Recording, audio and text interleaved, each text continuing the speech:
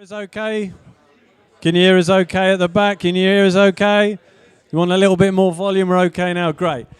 Thanks again for joining us this evening for what is the first fans forum in person for a couple of years. So it's great to see you back here as well, and for you to be able to ask the guys some questions over the course of this evening. Great to see you back. Great to see so many familiar faces as well as some new faces. Just a reminder that the bar is now closed. And also to turn your mobiles off or have them on silent at least. If you do need to use the toilets at the back, you can just enter out the back there and onto the concourses rather than come in at the front once the event gets underway. We'll also be conducting a raffle at the end, which you've all been entered into. There's a signed shirt, signed ball, and also 2 W12 tickets for a home match up for grabs. So we'll be doing that at the end. Just to detail as well, the people that are in attendance, it's 20% the top loyalty points holders, 20% fan sites, and 60% who registered their interest in attending tonight's event. So thanks once again for registering that interest, showing your support, and being here tonight. And this is also being streamed live on our YouTube channel, so thanks very much for joining us and watching this evening's QPR Fans Forum. Okay, so let's start by introducing the panel. Starting firstly with QPR CEO Lee Hoos.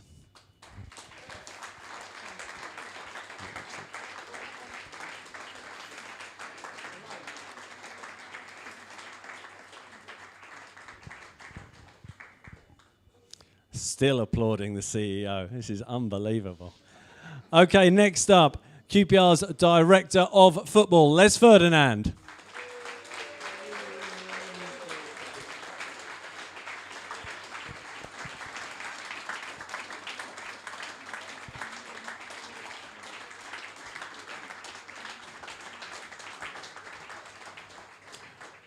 And last but by no means least, QPR first team manager, Mark Warburton.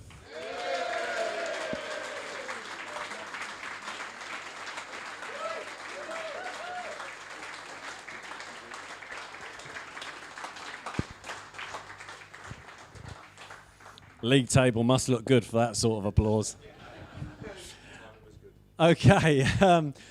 So just before we do get started, as is the case previously, the questions that have been submitted, we've gone through them so that we can pick out the key areas and topics that people want to discuss. We'll go through those, and then at the end we'll open the floor for any additional questions on topics that haven't been raised.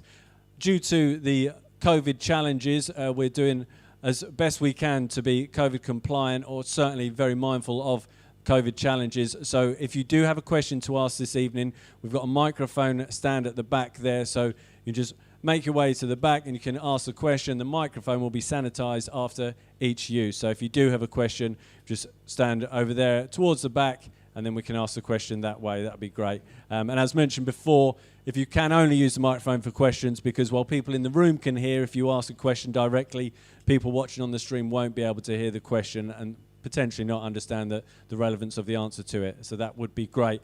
Okay, well, let's get started. In terms of the topics, they are very different to previous years. The most common ones, ticketing, catering, stadium and general facilities here at Kiyan Prince Foundation Stadium, broadcasting and fixture changes, on-field performances, and then miscellaneous, a whole host of various topics that we'll also discuss. So, firstly, Mark, will come to you first of all. It's been a great run of results in recent weeks. You must be absolutely delighted. And before you are able to answer that question, we'll make sure you've got a microphone to use.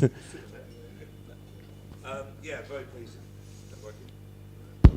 Very pleasing, obviously. We've had a good run of games in November, so... As long as it's only his chair that's going down this season, we're all right. Yeah, I'll sort that in a minute. We've had a good run, but we only game 20, so there's a long way to go yet. So you enjoy it while you can, of course you do, but we need to make sure we maintain it now through a busy Christmas period. And Les, just coming to you firstly as well. It's been really pleasing as well seeing the younger players that are coming in and the players that from a recruitment perspective have just grown and developed. Yeah, it's, we brought some young players come through the system, and we brought some added experienced players that have come into the side and they've gelled really well. We've got a good bunch of guys that want to win games of football and are exciting and good to watch. So really pleased with all aspects of what we're doing at the moment. Great stuff. And Lee, just with you on the pitch, things are going very well. In terms of off the pitch, how pleased are you with the way things are going? It's been challenging. I think we all know how challenging it's been. I think football is not immune to the real world issues that we have going on with staff shortages and everything else. So it's been difficult. And the biggest thing that I need to stress tonight, though, is some of you are wearing masks. That's fantastic. We'd really encourage you to do that, because the safety of our fans and the safety of our players is the most important thing. And this is such a weird, strange thing to be doing now. You look back 3 years ago from how we were doing things and how we do things now. And above all else, you guys need to remain safe. Yeah. Okay, thanks, Lee. Well, Lee, we'll kick off with you. Ticketing was one of the major topics that was raised over the questions that came in. So I'll start with a question from Matthew Parr. Has the club looked at lowering the prices for midweek games? There are so many empty seats, for example, against Blackburn. So would it not be more beneficial to lower prices by... I'm ready for you lot now.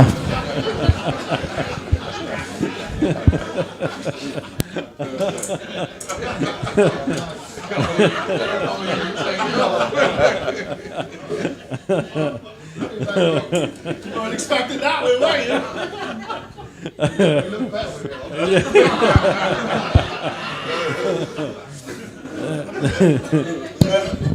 To be fair, it's better than the baseball cap at the last fans forum.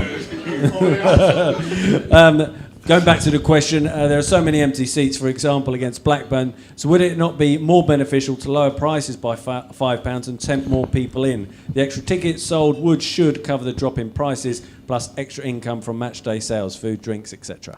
Yeah, in classic economics, that's what works. But football is nothing like classic economics.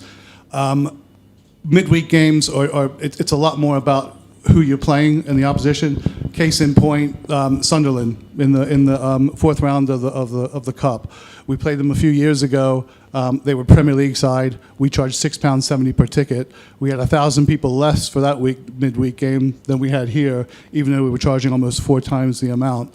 So the reality is the price is just not. The price can be a driver if it's a really, really massive amount.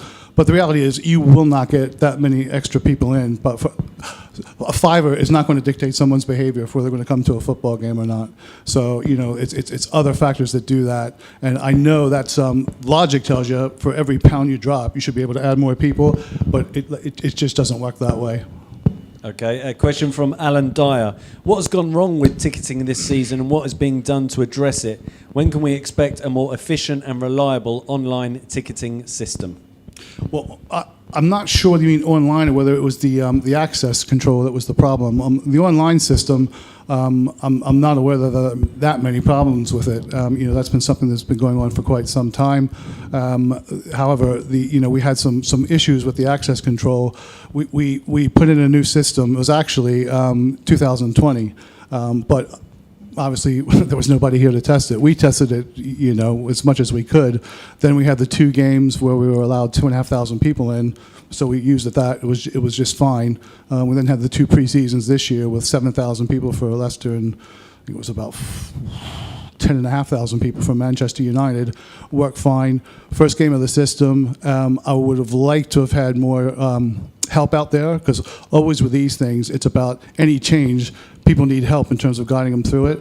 But I couldn't say it at the time, but for both Millwall and Barnsley, we were lucky to get the doors open because we were really, really short in stewards. Now, it's not something I wanted out there at the time, because we'll talk about fan behavior a little bit later. I definitely didn't want to encourage bad behavior. But I for the Barnsley game, we actually tried to say, all right, they don't have to be stewards that are out there, and we approached different temp agencies from a marketing standpoint, saying all we need is people to help guide people through the process. But even then, we couldn't come up with anybody that was interested in supplying us with the help. Now, we're back to the levels we were before the access control system got put in terms of if there's a choke point, it's nothing different than it was when you were using the card in terms of rejections and everything else. So a lot of it was just about getting over the learning curve of how we're doing it. We've done things like make the QR code bigger so it's a little bit easier to line up. We've looked at a little bit longer screen grab from on your phone to make sure that you're not hitting it twice, because that was probably the biggest problem, is people hitting it, not thinking they'd gone through, and hitting it again. And then the second time they get a rejection message saying, no, you've already used this. So those are the types of things that I think that have massively improved. In the last few games, it seems to be flowing as normal. Okay, in terms of online ticketing, a follow-up question from Stephen Overall. How long is the club's contract with Ticketmaster, and is there any chance of a move to a company who can actually provide a ticketing service that is more customer-friendly? The clubs that I know that have moved away from Ticketmaster have all regretted it. And Brentford's a great point last year when they really had massive problems with opening the stadium and how their ticketing system worked. So Ticketmaster, there aren't that many alternatives, and the ones that are out there, I'd be really reluctant to move to, because sometimes it's just better to work with the partner and they do have a lot of experience on it. Look, when I first started in football, I just scratch my head going, well, why can't we just do our own system? But I think the fact that people like Manchester United and Liverpool don't do their own systems and they rely on people like Ticketmaster to purchase it tells you the complexity of trying to develop your own and actually putting something out there. Okay, and a question from Michael Murphy. I would like to ask, can we start giving away fans the allocation that they give us? For example, Reading only giving us 2,000 tickets. Why can't we give them the same? Over the years, we've had this at many grounds, and we always seem to give away fans the whole end, which can be very annoying for us fans. Yeah, I mean, that's a very emotional response, but quite frankly, Reading were a little short on experience, because they did something where they've cut the away allocation because, and I know this is how it happened, because the fans group saying if we had a singing section right next to the away fans, that would increase the atmosphere. And someone who was probably a little bit new to football and dealing with it fell for that and did it. Whereas sometimes you have to listen to what people say, but then think about the applications of how that works. So, Reading, I think, made a big mistake by doing that, and all they did was cut the revenue stream, which I think is counterproductive at a time when you're trying to get as much money as you can. And I really love taking the money from the away fans. That's even more fun. So you're trying to get money in. You're trying to make sure you've got headroom with financial fair play rules. You're trying to buy new players. It's really counterproductive to cut away the revenue streams that you could be getting in. Okay, so from QPR's point of view, that is why if there's more away fans that want to fill the away end, we would look to sell those tickets. Yeah, if I could sell it to home fans, I would. But because of the way the stadium's configured, with the access points and everything else, and given the appetite for championship football, that's just not doable right now. Okay, and another ticketing question. We'll come on to football on-pitch matters shortly. A question from Kieran Dowling. Is there any way in which the club look to update the loyalty point system so that it's not so heavily weighted against younger fans? Yeah, in fact, we had a discussion with that with the Supporters Consultation Committee, and it is something we want to look at, and we think there are better ways to do it. But somebody from the committee actually made a very, very good point, in my opinion, when they said, this is great and it should be reviewed, but with the ticketing system, with everything else, there's been a lot of change and a lot of things coming back. I don't think the fans are ready for another change right now. Can you wait till next season? And I thought, that seems a perfectly legitimate thing to do. But I agree. I think it does need to be revamped, and we need to find a way so that, because otherwise, how does a young supporter ever get to a Fulham match? It's almost impossible for them. So we need to do something, and there are some good ideas out there, and I think it'll be workable, and everybody will go, okay, that seems fair, which is fair to the people who have the loyalty points been coming a long time, but also opens up some segment of the tickets to the younger fans so they can go as well. Okay, question from John Fitzsimons. Will well-documented rises in costs generally impact ticket prices for QPR? That's is Mr. Fitzsimons? Are you here tonight? No, that's a really, really astute observation and a good question to ask, because we've not had a ticket price rise in ages. What we are finding is, funny enough, we just discussed this at the last board meeting, is like, gentlemen, the costs are going up and up and up and up, and I'm sorry to say, I don't see them going down. We've got new minimum wage laws coming in. We're competing now. You know, there was a match a couple of months ago where Tottenham were 40 chefs short. So what they've done is they've just started paying to make sure that they get enough help in. That obviously puts pressure against all the other clubs saying, we got to do that. So labor costs are rising tremendously. And there is, at some point, we will have to review that and, you know, make sure nobody likes paying more. But it's, you know, it's kind of like when the whole 20 is plenty thing, you know, came up when I said to the Football Supporters Federation, how can you gauge what's enough when you don't know what it costs to actually put something on? And right now, the costs are rising tremendously in terms of our operating costs. Okay, and one final question regarding ticketing from Stephen Pitcher. When season ticket holders reach the age of 60, they used to get an OAP season ticket nearly half price. Now QPR have pushed it back a year to 61 and then 62 and so on until you reach 65. There is no incentive for someone who would have received that gesture when they reach 60, as they will always miss it by a year. Now, especially someone like myself who's supported QPR for 54 years, would it not be an idea to take £50 a year off their season ticket each year until they get to 65, and that way the supporters who have supported them for a lifetime would not lose out either? Yeah, I have a litmus test of when we do something, how would I like it if I were in this situation? So I think there's a bit of the wrong end of the stick on that, because it's not raising it to 61, 62, 63, 64, 65, 66, 67, whatever the statutory age is. I mean, we have to remember the reason that these were put in the first place, which is people tended to retire at 60, then move to 65. Now the state, and it was to protect people who were on fixed income. Most people working a lot later than 60 right now, and I think there are only 3, maybe 4 other championship clubs who still have it at 60. So at some point, we're going to have to address it and raise it to 65. But like I said, the litmus test is, how would I like it if I went from 60 to 65? Because I have seen other clubs do that. And the answer is, I wouldn't like it at all. So what we did was, okay, if you were, say you were 59, and then it's like, you're going to be 60, but it got raised to 61. Well, it stays at 61 for another year, so that when you turn 61, you get it.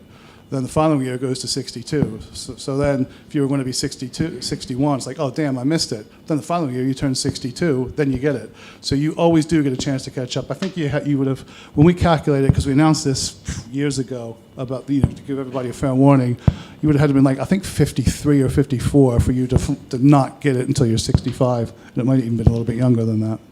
Okay, we'll come to catering shortly, but firstly coming to you, Mark. Regarding on-field matters, performances. A question from George Sharp. At the end of last season, you spoke about the importance of creating an impression, both on and off the pitch, to make teams fearful and worried about playing QPR. Do you think the club are achieving this currently? I hope so. We speak to the players regularly about the perception of QPR. Now, obviously, the rivalry with Brentford is well known to me, very well known. But I use that one where you listen to TV last year, the commentators would say they're playing West Brom, they're playing and then they're playing Brentford. And they made it sound as if they were playing Man City and Man United. And they built that perception of playing against a certain team in our division. And we had to improve the perception of QPR. I'm not saying teams are fearful, but teams know that if they don't prepare well and do their jobs against QPR, they can get hurt. So I think, Paul, the job for us is to make sure we keep improving that perception. League standing helps, away results help, more TV games where they see what QPR are doing help. And all these small aspects, I think, build the reputation of the club. A question from Alan Dyer for you as well. Do we have a plan B when, for example, 3-5-2 doesn't seem to function without adequate wing-back cover? Well, yeah, I think the first 15 months we were here, we played 4-3-3. And 4-2-3-1 and variations within 4-3-3. You can have wide players roll inside and you can tweak the formation. We played Barnsley and changed to 4 at the back when we had to 2-0 down. So yeah, absolutely, you have to tweak it. But when you find something that works for you and works for a squad of players and successful, you try and improve that formation as your first choice. But you have to have a fallback through injury or suspension or whatever may come along. Just as a follow-up to that, more current matters, how is Lee Wallace doing? Okay, we'll find out. I have a medical meeting every morning, which I'm beginning to dread every single morning. The doctor and I have become best mates over the last few months. But we got 1 or 2. That the games programme we spoke about, and there's a few derogatory comments, if I'm honest, about repeating the league programme demands. But when the players are playing 7 games in 21 days, international break, 7 games in 22 days, international break, then 7 in 21 again, it's every 3 days, literally, stating the obvious, but players will break. And if you look around the division, we speak to Huddersfield, loads of injuries. Stoke City on Sunday, they've suffered loads of injuries. All the teams at the highest level, you're seeing the Tierneys and the Robertsons and the Arsenals and Liverpools break down with similar injuries. It's just a demand on players, and sooner or later, if you read Bielsa's comments earlier in the week about the game changing because of the scheduling and calls for a World Cup every 2 years, all that's going to happen is the players will break and the end product will dilute in quality and the supporters will watch a reduced game. Simple as that. Okay, and a question for you, Les, from Alan Dyer. The transfer window is just around the corner. Are we going to be buying or loaning players in January? I'm not sure we'll be buying players in January. We'd love to add to the squad if we could, because if we could strengthen, that's what we always want to do. But the finances have to be there, and I think January is notoriously not a good window to go and buy in.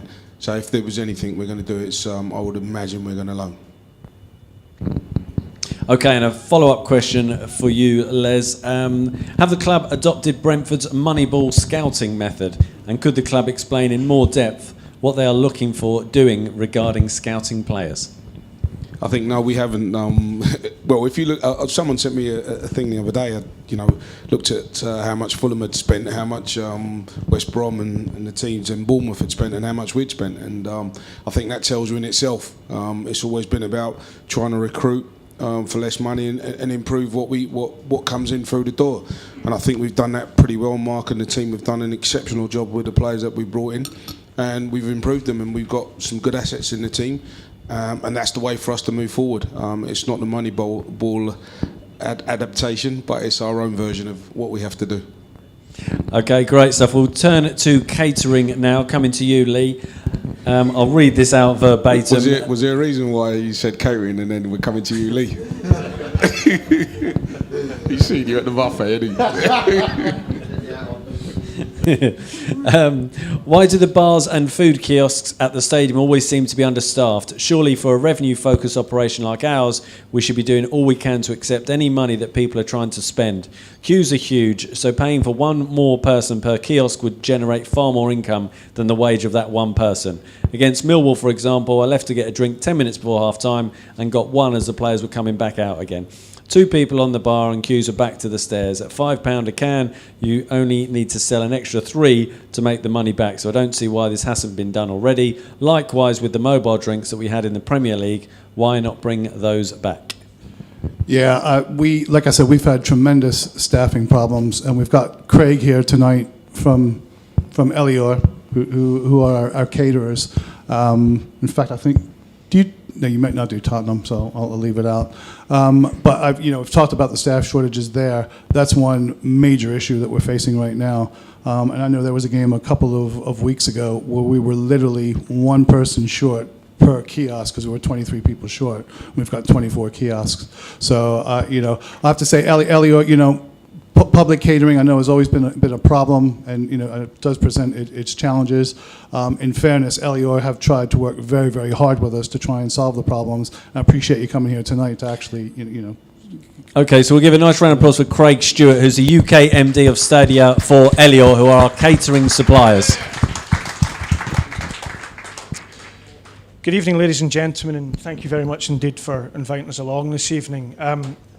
You say that now. Yeah, can I have the hat?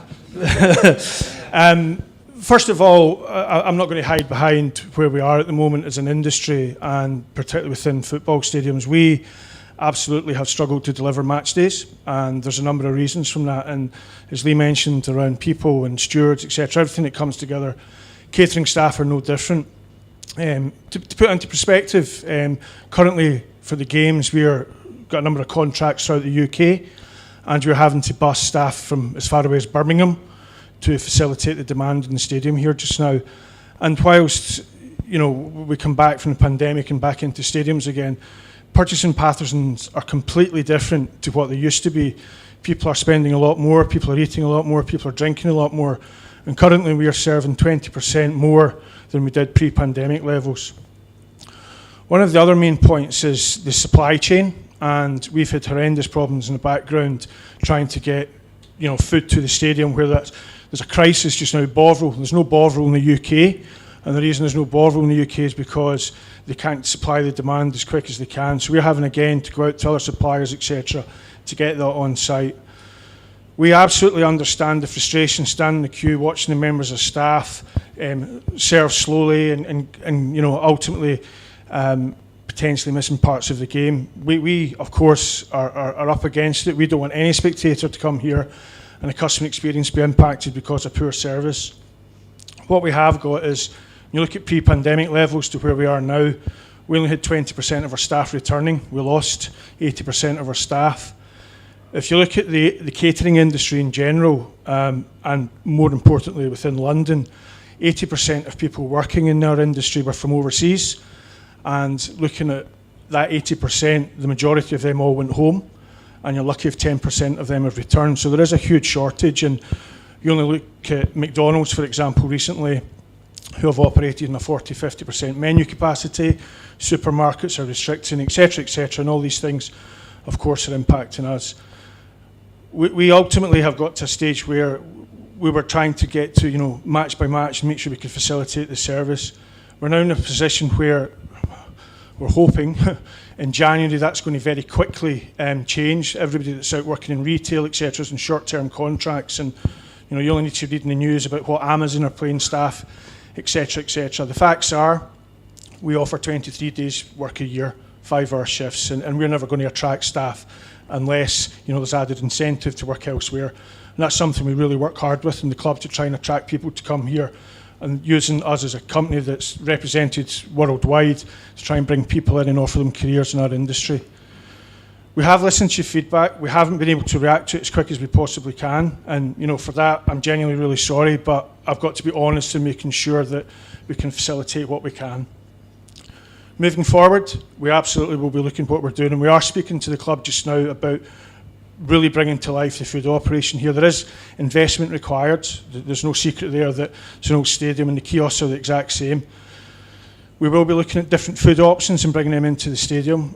We hope to be doing that after the new year and organising various different steering groups for people to have an input in what they want to do. Huge debate every single game is around lager, quality of lager, cans, bottles. The facts are, we've been promised PET bottles, plastic bottles would be coming back September, then it was October, then it was November, and now they're saying it might not be coming back. So again, we'll look at premiumising that product. We will look at bringing in a substitute product to Carlsberg. We may look at bringing something sitting alongside it, and we're pretty close to announcing that, and hopefully we'll be able to bring that into the operation in the not too distant future. We'll also be looking at EPOS solutions, and going cashless throughout the full stadium. That will speed up the process, and we've already done that to about 80% of the stadium. We will listen to various fan groups, etc., just on getting 100% cashless to make sure we've got it right.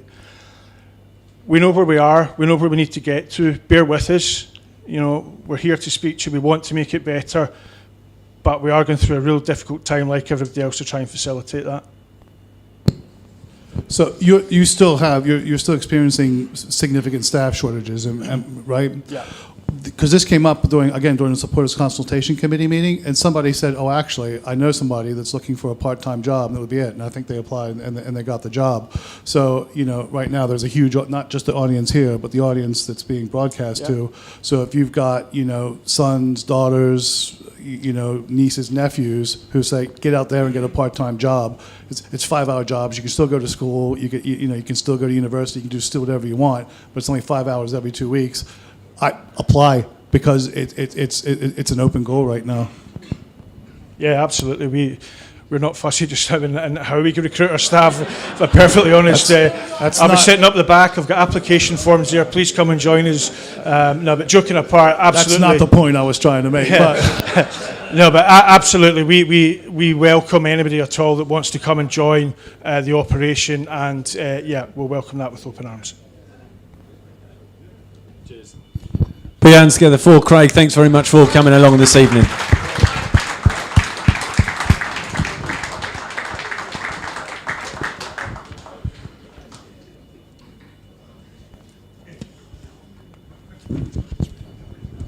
Scottish people are so brave, aren't they? Okay, a question for Lee from Dave Thomas. The policy of parking away coaches by White City has led this season at least to a notable rise in large groups of unescorted away fans being given free rein to walk down South Africa Road.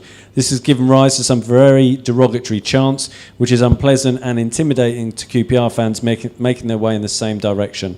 I know more than most that this is not something new, but in my experience it has got out of hand this season, and I'd be interested to know if there are specific reasons for this.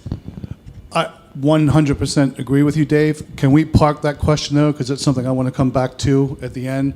We're going to do this a little bit differently tonight, because you asked me a lot of questions, and I'm actually going to, as always, we'll endeavor to answer them all. But I also want to get some input from you guys tonight. And interestingly, that's one of the areas I want to talk about. So if we can kind of come back around to that one. Okay, we'll come back to that. Question from Steve Allen for Lee. Ruben mentioned... co-owner Ruben Nanalingham mentioned recently about possibly looking at redeveloping Loftus Road. What way could we possibly do that? The truth is, we've never stopped looking at ways to develop Loftus Road. We just haven't found a way to actually do it and make it pay, where it makes sense to actually do it. But obviously, first and foremost priority is to try and make sure we stay here in the borough. I think by now, everybody knows the difficulties with this stadium, and it's really not fit for purpose. Whether Craig didn't go into the details, but things like, why can't we do more draft beer? Well, because we don't have cellars. So it's there's a ton of issues that go on that. Things like, why is the water pressure bad in Ellerslie Road? I know it comes up all the time, but it's because to make it any better, we'd have to dig up the whole street. We'd have to it's just a non-goer from an engineering standpoint. So we're stuck here. The concourses are, they're narrower than this room. So, forget everybody going out there and, people queuing up, and then they're trying to have drinks, and actually it's overcrowded. But you look out in the bowl at halftime and still half full out there, so you think, well, that's only 50% of the people going in there, and it's still not doing it. So it's well documented about, we really need, if we're going to survive, do something where it's a modern stadium, that you still maintain the character of this stadium. You still want to be close to the pitch, because that is the brilliant thing about this thing, is you feel like you're part of the action here, so you want to maintain that. But at the same time, you want modern amenities, and you want to be able to use it for non-match day to drive the revenue, so you can be as competitive with everybody else as they can, because they can use their stadiums for non-match day. So it's something that we're constantly looking at to do it here within the footprint. And we've had a lot of people come to us say, you could do this, you could do that. But like I said, we just haven't found anything that says, well, by the time you spend all that, you're either reducing capacity. If you're trying to maintain capacity, it's cost you so much money that you'll never get a return on investment from us, or it requires surrounding land around the cartilage that we have. So we continue to look, we continue to explore, because you never know, that one time somebody comes at something from left field and it works. So we'll continue to do that. And regarding the current stadium, a question from Simon Thomas. As has been widely discussed, it is clear that the Kiyan Prince Foundation Stadium has been in a very neglected state for a considerable length of time. Gripes like the Ellerslie Road toilets and the catering have been raised for so long that they have now turned into a running joke among the fans, as nothing is ever done. A current issue concerns the floodlights, which Lee Hoos concedes are way below standard and could create compliance issues were the club promoted to the Premier League. The overriding feeling is one of the stadium being virtually mothballed pending a possible move to a new site, though this is 5 to 10 years off at best. Could Lee Hoos comment on his own performance in relation to the very poor stadium upkeep and the club's apparent lack of interest when it comes to enhancing or even maintaining its appearance, facilities and infrastructure? I hate when my mother writes in a false name.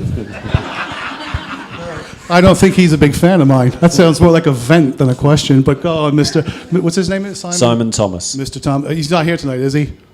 Thank God. I was going to have to get the helmet back out. First of all, it's not been a state of neglect. I've gone through the issues. One thing you mentioned, that nothing's been done to Ellerslie Road. I don't know if people actually notice some of the things, but believe it or not, when you guys say something to me, I listen and I look to act on it. I think one of my very first one of the very first meetings I had here, someone said, "Why is that fence there between Ellerslie Road and the loft?" I don't know why. So I asked around. We did that. Talked to the council. It's like no reason really for it to be there. It's probably past usefulness. There's some minor issues in terms of safety and migration. Nothing that I couldn't answer the council with. So they said, yeah, you can take it down. So we took it down. You know, the bathrooms were quite clearly not up to par. But I can't afford to bring in a massive amount of labor to hit all the bathrooms at the same time. So starting in 15 is when I arrived, so nothing happened 15-16. But the start of the 16-17 season, we started giving facelifts to everything. So Ellerslie Road, does anybody notice that Ellerslie Road actually has all new toilets in there? Wow, it's a shame. So we've literally, all the toilets, all the tiles, everything in Ellerslie Road has actually been replaced. So it's a real misstatement of fact there, sir. So I have no idea. I can only conclude he probably doesn't come here much, or he doesn't sit in Ellerslie Road. If he's having to go about the water pressure, that's a different story. But I've gone down and I've said, there's nothing, unless I dig up that road and we all lay new mains and everything else coming in from there, that's a major piece of engineering work, and it doesn't just affect us, it affects all the houses over there as well. So, we just couldn't afford to undertake that right now. But what I do is, because I don't have a big budget, every year, since 16-17, we do a little bit at a time. We're trying to work our way around the whole stadium. To be fair, the last 2 years it stopped because last year we were behind closed doors, and this year, in May when we launched season tickets, we still weren't sure what we'd have in terms of 50%, 100%, 25%, or 0% capacity of fans. So we did not do some major work. But next year, we'll resume again, trying to do little chunks away. Unless, of course, we get promoted. Then there's a good budget. so then we can probably undertake a lot more work. And in terms of the floodlights, because that's come up before, I've never said the floodlights aren't up to standard. I said last year they fell below standards for the championship, but there was a lot of work that went into them over the summer, and they far exceed the championship standards. True, they're not up to Premier League standards, but neither are probably 18 to 19 of the other teams here, because Premier League standards it's a different class because of the high definition stuff that they do. The lux values that you have to have are way up here. But if you get promoted to the Premier League, you got the money to spend to do that, and the Premier League expect you to spend that money. So that's again, I don't know where it's coming from. I said they weren't up to speed this year. The one thing I would say that we're trying to do is get a better balance, because literally every area of the pitch is considerably brighter than when it was last year. But there is something about having spotlights as opposed to like Derby the other night when the lights go all the way around the stadium, which is a much better way to do it. That it gets kind of balanced so that some areas are a lot brighter than other areas, but literally every area on the pitch is brighter than it was last year. But some areas look darker than others because of the way the lights shine on them. And the floodlight company did say they would try to sort that out, and they're trying to do that this month. Okay, one more question for you, Lee, then we'll let you take a breather.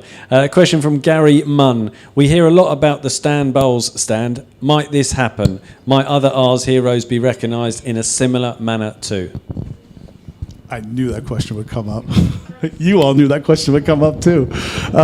Listen, I do think your the heroes and the people who played for this club and have been real talismans, and just when you think of that person, you think of that club. And I think they do need to be honored. I think they maybe need to be commemorated. What I don't think is healthy is this seems to have gotten a bit personal with some people in terms of whether you're on one side of the divide or others. But I like the idea of doing something forward. And to be honest, I've spoken to a lot of people. A lot of people say, well, I wouldn't mind if something was stand, but I think you should also do, something for Jerry Francis. And there's been a lot of names that have come up. And I think we can come up with something together that everybody's going to be happy with, that's not divisive, and that honors them appropriately. And I think we can get that off the ground. And that's what I'm looking to do, because you know what? This kind of stuff, this should be unifying us. It shouldn't be dividing us. It should be unifying us in going forward. So for me, it's like, this is an open goal. We're just not kicking the ball into it. So, I think we can get something done on that. Okay, great. Les, take your water. Here we go. A question from Tom Smith. What are the chances of keeping our prized assets, and what are your valuations of them?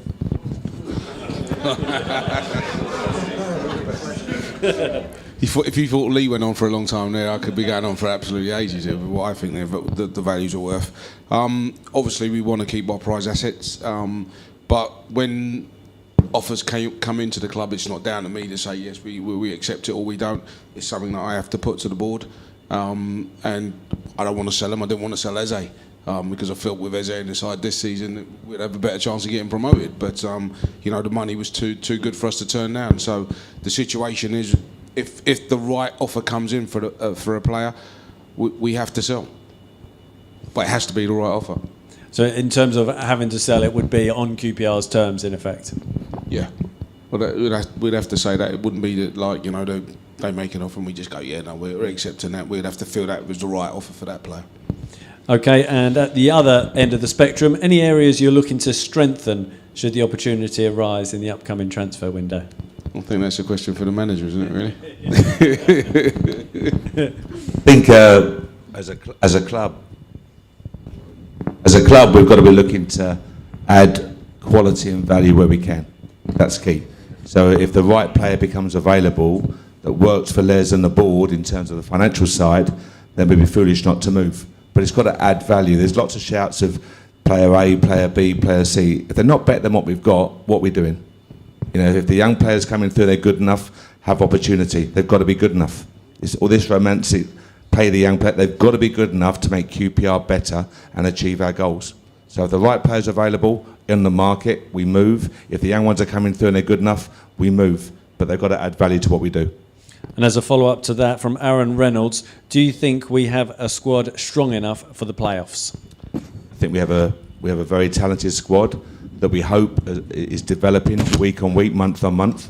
A lot of young players being helped by the senior boys. I mentioned that a lot. The likes of Steph and Chaz and Lee and Albert, that mentoring role. Every day they help the players. A cup of coffee in the canteen, a word on the training pitch. They help the players develop. But this is a brutally hard league. I'm not being negative in any shape or form. We push as hard as we can to go as high as we possibly can. But we recognise what we need, how an injury can impact, how suspension can impact. We've got to try and have the depth of quality. I don't mean number, but players who can play in a variety of positions to maintain a quality performance on the pitch out there. Oh, can I just add one thing? You asked about the valuation of players and how we value them and what we value them at. Sometimes what people have to understand as well is when a player's head gets turned by a Premier League coming in and offering an amount of money, that sometimes makes the situation very difficult to keep them. So it's not just about us wanting to keep them, because like I said, we try to keep all our assets, but sometimes when their heads get turned as well, it makes it a very, very difficult time to keep them at the football club. Can I just add one other thing on top of that? Because always we're still looking at the FF, the profitability and sustainability headroom that we have. So it's like, okay, if this money comes in for Eze, what does that give us? The leeway to do for other players. I can get Chris Willock, you can do this, you can extend Ilias Chair's contract, and so on and so forth. So it's about how you use that money you get in and making sure that you're always, in the financial regulations. Okay, and a question for the manager from Solomon Rich. We seem to have had a lot of undue stresses on the squad owing to the high number of games and travelling in short time frames. Do you think this will be the new normal? And if so, should squad size be increased to cope with it? Well, squad size being increased means budget has to increase to have the right player. You can get loads of players who are not good enough for QPR and don't add value. There's thousands of players available, but they've got to be good enough for us, as I said earlier. I think the new norm is definitely changing.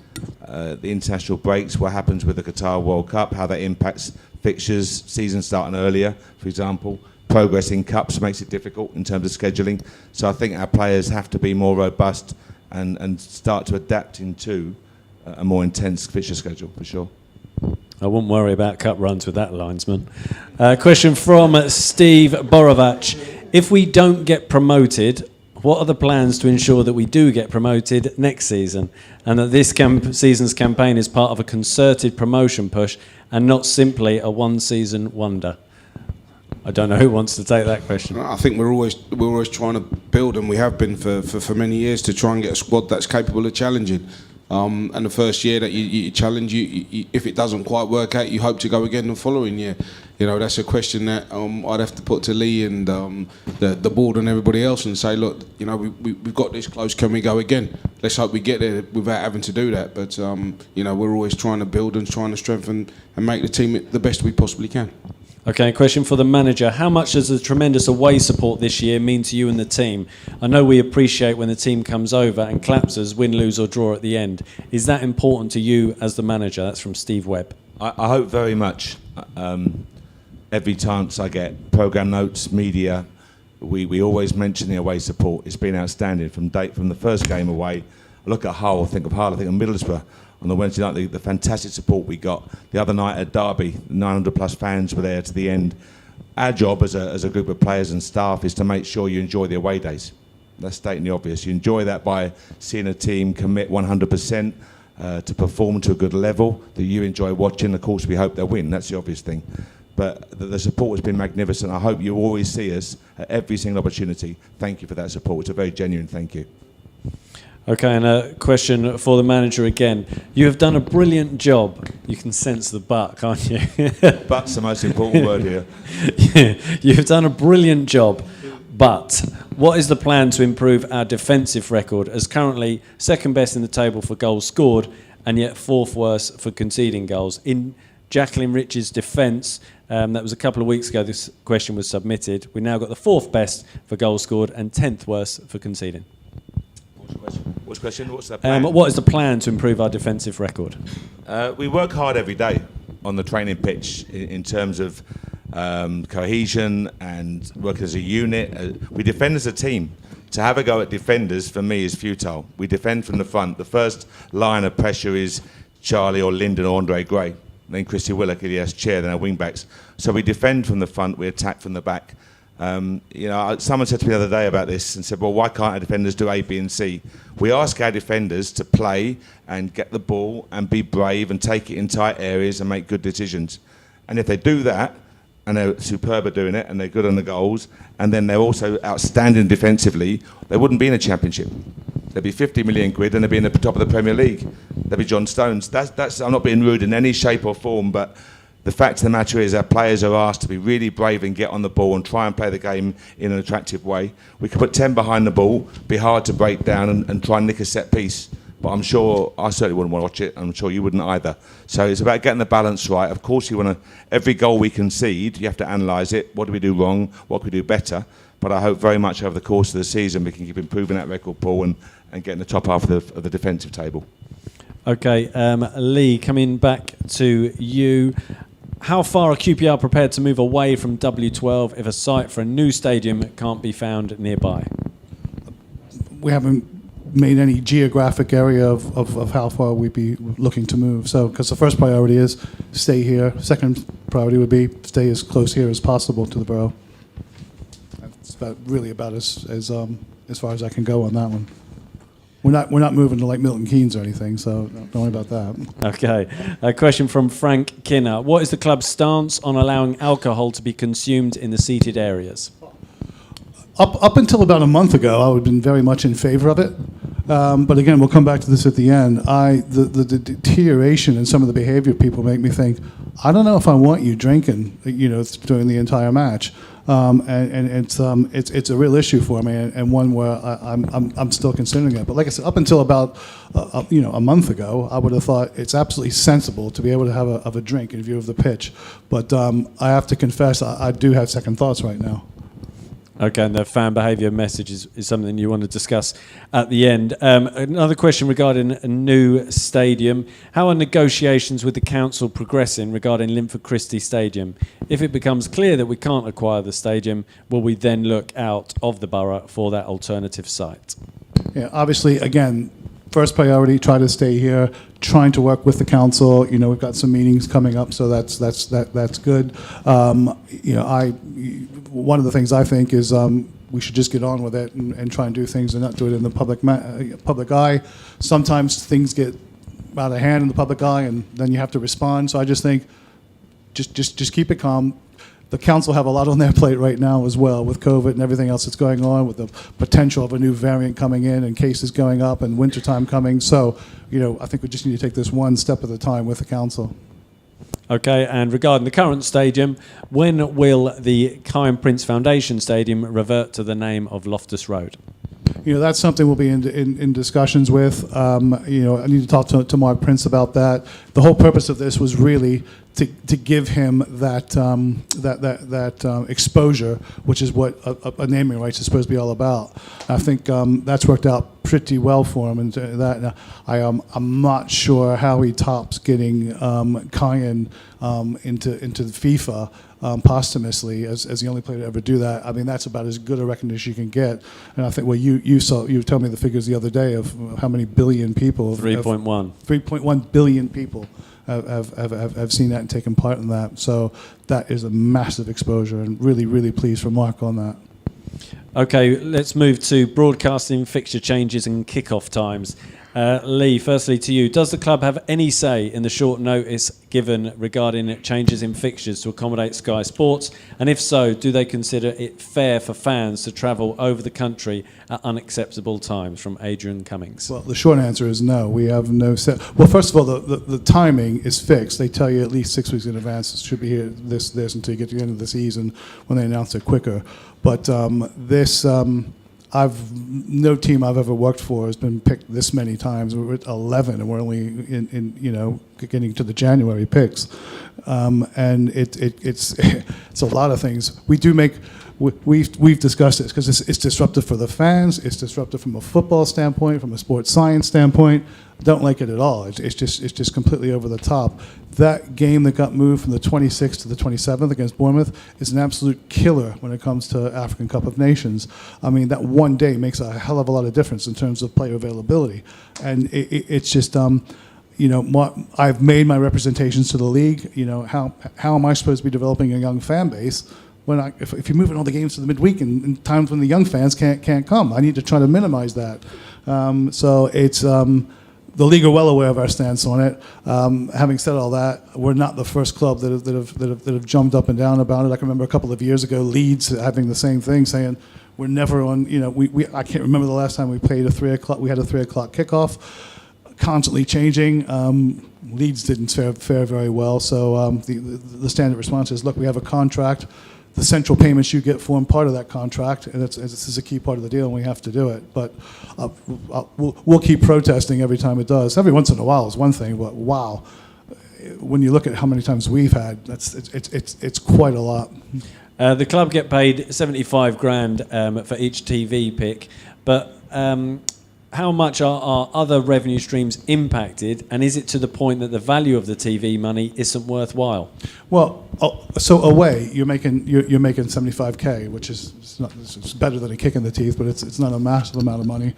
At home, well, we had 1,000 less people at Luton because it was Friday night than we did the equivalent fixture last time we played them on a Saturday afternoon. So it's pretty much break even when you're home because of the loss in the gate that you're getting, and which is really, I think, why they probably got the facility fee there. So it's not like the Premier League where you're getting a big chunk of change every time you're on TV. This is really kind of here's a little bit to try and help you defray the lost revenue.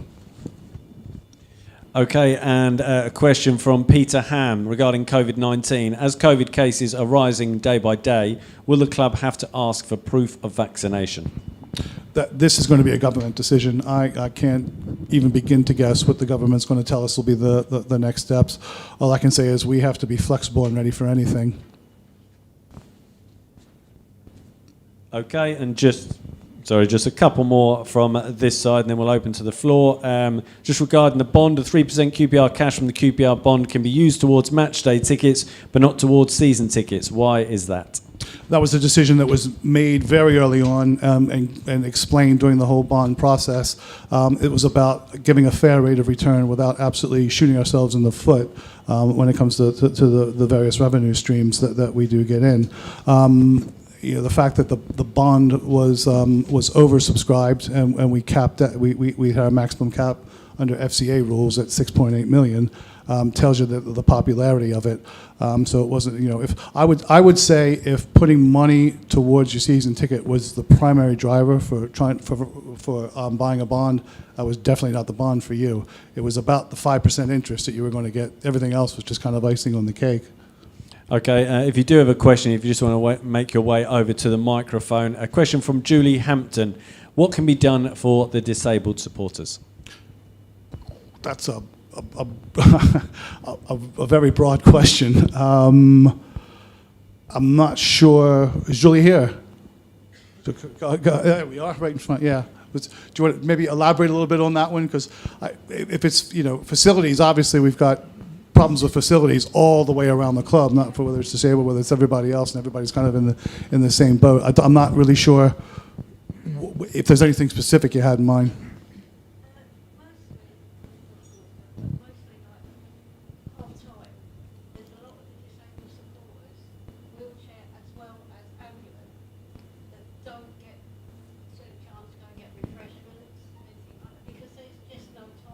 Right. And just before you answer,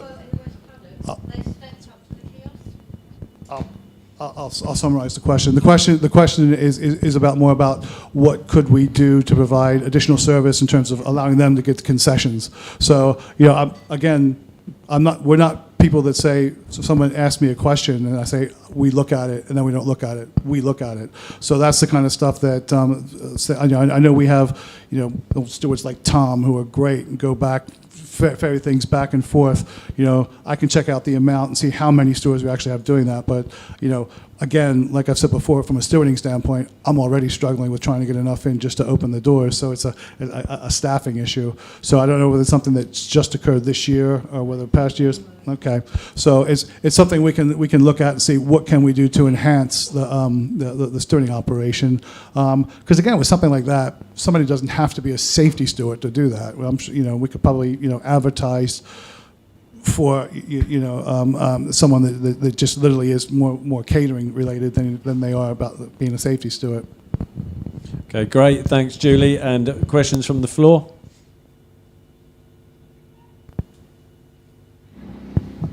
The man who brought up the fence issue. I remember it well. Good evening, Lee, Les, Gaffer, fellow Rangers supporters. My name's Joe Hilton. I sit at the back of the upper loft. Now, Lee, you're going to need a bigger hat. That's from Jaws, isn't it? Can you put that up a bit?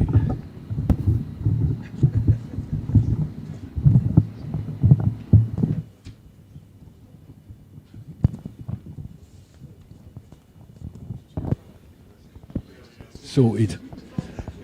My first point is to Lee. The H block, which is beside the South Africa Road stand in the corner of the loft. The two games against Preston and Birmingham, as everyone knows, it was absolutely chucking it down. There's a massive hole in the roof. Everyone that sits in the H block, it's just a monsoon. So I listened to the interview with Clive Whittingham, Paul Finney, Charlie Wise and Ruben Gurnelingham. And Ruben said, if there's any issues about toilets, well, this ain't about toilets, this is about the roof. It's absolute. There's a massive hole there, Lee. If you can sort that out, because all the people, I don't sit there, I sit in the L block. If you can get that sorted before the next monsoon comes in, that'd be good. Next thing. Well, I hope there's not a monsoon on Sunday because that doesn't give me much time. But I'm sure we. At some stage. Again, at some stage, I will look at that. Yeah. The club's stance on the rainbow laces, equality in racism, is brilliant, and also the new one that you're doing now, Her Game 2, where there's equal rights for all the ladies that come, not just to QPR, but football, sport in general. You need a big slap on the back, everyone that's introducing this into football, because it's fantastic. All the little girls that come along in their Rangers shirts and everything, this is a fantastic move by the club, and you deserve all the plaudits you get for it. The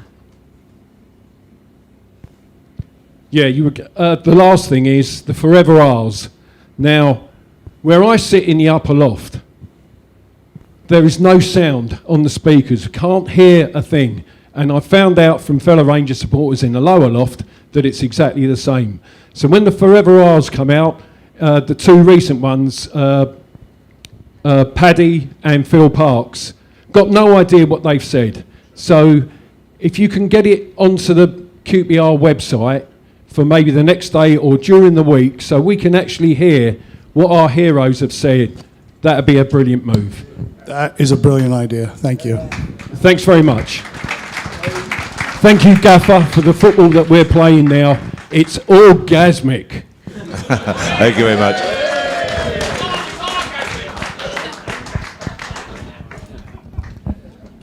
Thank you. Lee, Les, I'll just carry on from what Joe said there. The football we're watching this season so far is the best I've seen in about 10, 12 years. And it's been an absolute pleasure following the team up and down the country.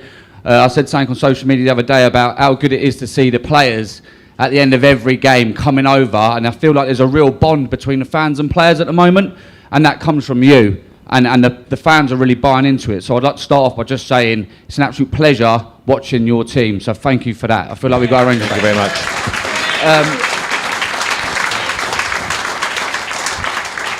The next thing I'd like to go into, if you don't know me, my name's James Grant. I'm from a group called Return the Loft to the Past Glory. What we're trying to do basically is just bring the atmosphere back into Loftus Road. It used to be an absolute bear pit for when teams used to come here, and we used to make it hard for any team, whatever they was, coming to Loftus Road, always know they was in for a battle, vocally that is, obviously. And I just want you to know, Mark, when you was at Glasgow Rangers, you had a fan group up there that started up, I think it was called the Union Bears.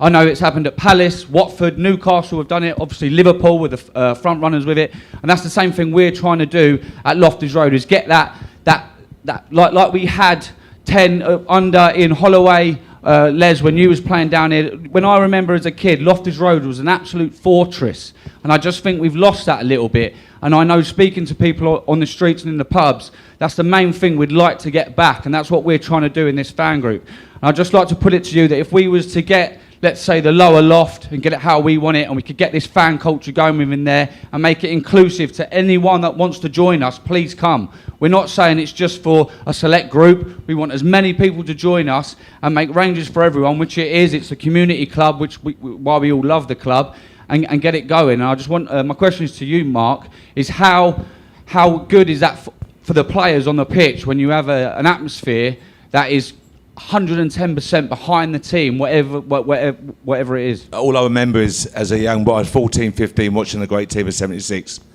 And I was privileged to come to every single home game because of Frank McClintock. So I remember the atmosphere there as being outstanding. Obviously, they came second just to Liverpool, but every home game was an unbelievable. You know, the atmosphere we created was second to none. So I watched here, for me, coming in as an outsider, I'm saying it in the right way, that when the team are playing well and we're attacking, so Barnsley with 0-0, we get their goal back, that atmosphere then, James, amazing atmosphere, and it drives the team forward. We have a corner and they almost suck the ball into there. It's an old cliche, but so relevant here because of the tightness of the stadium and the fans on top of the pitch.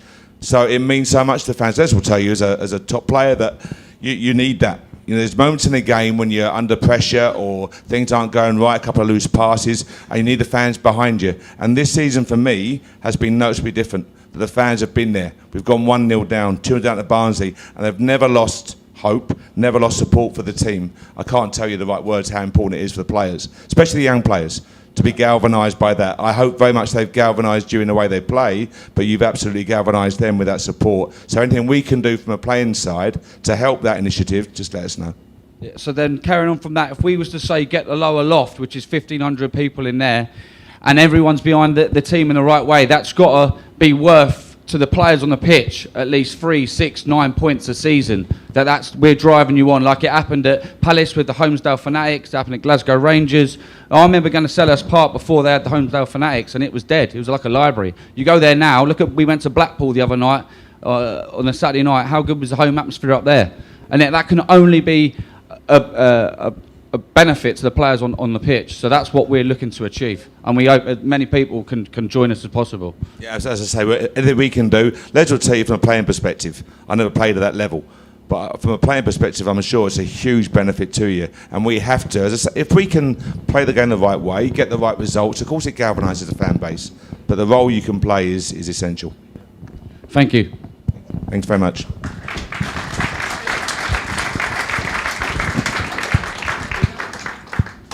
Hello there. This question is aimed for Paul, actually. This is a media question.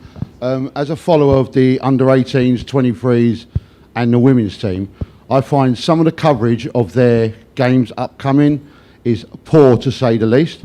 In fact, I've looked at the website about an hour ago. I went to see the ladies back in September. The club never even mentioned the game was coming up. They didn't do a report of it, and it's not even in the results section in tonight's website. And that's been going on for a few years now. And in the last meeting we had here 2 years ago, I was about to raise that question. Got to the end of the evening, I said, oh, don't worry, it'll be sorted out. 2 years down the line, we're still in the same boat, right? And there's all little trivial things that we get. Sometimes you go to a game, you go and watch the reserves, and there's no report for about a week. Sometimes when we play away games, I'll go to an away game, for example. I went to Millwall this season to watch the reserves, under 23 league, yeah? And our media team copied the Millwall's Twitter. And Millwall made a mistake in who scored the goal, right? And we copied it. We were saying that Adakwa scored, and it wasn't. It was Avero, right? And the reason that was because our team sheet listed Avero and Adakwa the wrong numbers. They were the wrong way round. So their media guy thought number 7 scored. Oh, it's Darkwa. No, it wasn't. It was Avero, and we copied it. We should be having more information that's to the point and truthful. Yeah. And I'll be honest with you. This week, I went to watch the under-18s last night. I was told by one of the players and Chris that this morning, tomorrow's Saturday morning's game's been cancelled. I've looked at the website tonight. It has been adjusted. It's been told, there's no game. But we get little trivial things like the other night. I go to a game last night, and it's a silly little thing, but it makes us look like an amateur club. They had the wrong date on it. They said it was Wednesday the 30th of November. It was the 1st of December yesterday. A couple of weeks ago, we had a 23 game. We had the same player listed twice on the bench. The same player. I mean, it's poor. But we could be getting better. I mean, the first team, if you want to get anything from the media, your department on the first team, it's brilliant.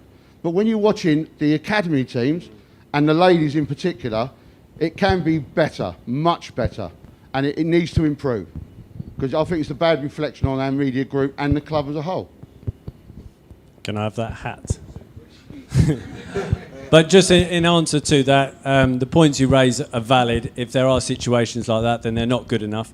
I'm happy afterwards. I'll give you my email address. We'll have a chat about it and we'll iron out. You're fully aware of who I am, so we email quite a lot. So appreciate it. I email you quite a lot. Right. Okay. Yeah. So I'm not aware of all those issues being raised on email because I would. In future, then. Yeah. No. Absolutely. Let's have my point is let's have a conversation and we'll iron out those issues because you're right. That's not good enough. What I would say is one of the challenges we do have. We have 5 people in a media team that covers the first team, and when the first team play, the under-18s play. We have a student who does a great job covering our under-18s home fixtures. He's not in a position to be able to go to under-18s away fixtures. But where there are issues that shouldn't be happening, absolutely, we should resolve them. Yes, we do use alternative resources when we're not able to attend games in order to get match report info, such as Millwall away, when we haven't got the resources to go to those fixtures. So yes, we would use the Millwall site because they're present, they've got the information, so we utilise that. In the same way, when we're the home team, be it 18, 23, B team, opposition teams, such as particularly up north in the Midlands base, they would actually use our information. So if a mistake has happened, it's been replicated. Should that happen? Absolutely not. Ideally, would love to have someone attend every under-18 fixture, every women's team fixture, every B team 23. And the simple, harsh reality is we don't have the resources to be able to do that. Women's game, we look to doing live streaming for women's games. Obviously, women's play on a Sunday. So to get 3 media guys to work on a Sunday when they've been working 6 days a week already, that's a difficult sell and it is a challenge. So I'd absolutely take on board your points. And certainly there are issues there that you've raised, Chris, that we can quickly sort out. And my point is, let's have a chat afterwards and let's make sure we stay in touch and we'll work directly to resolve those issues. Thank you.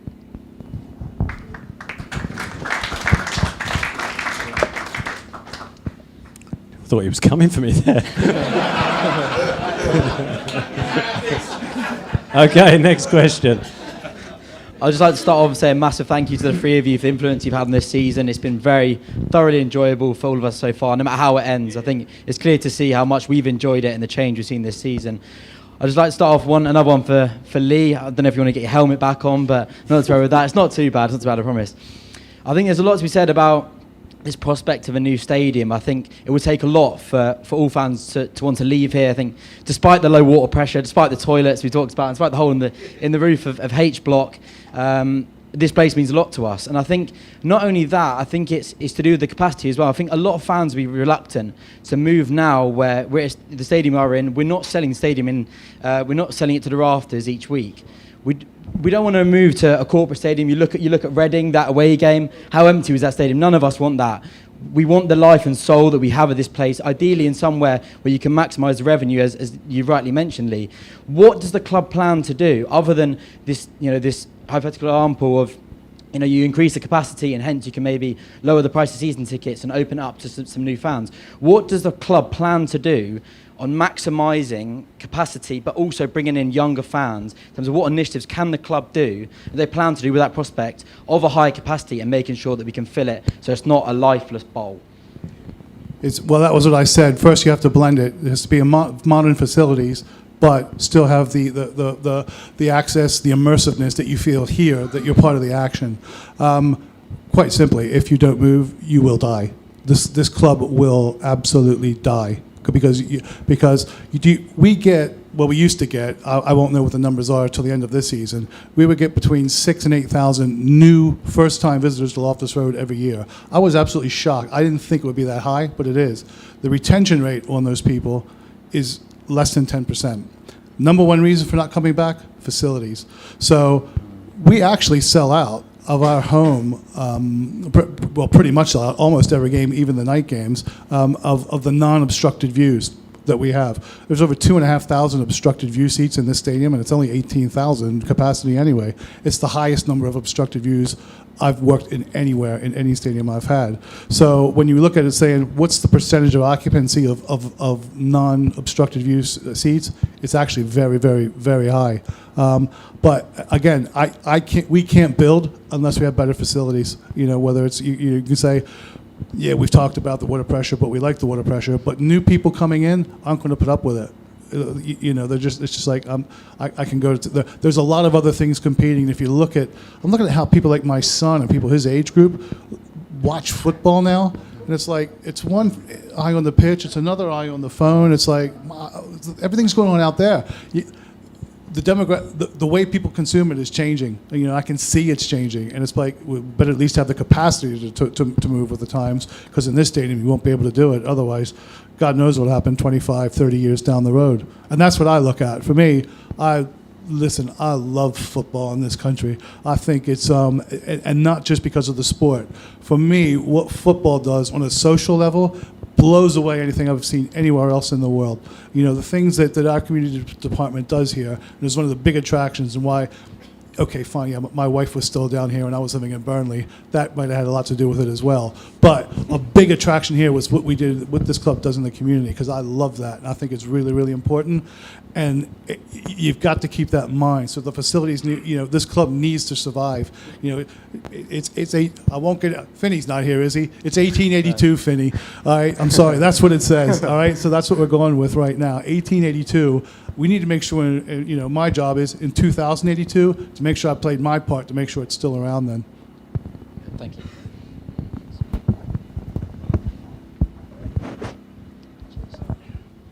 Evening, Lee, Les, Mark.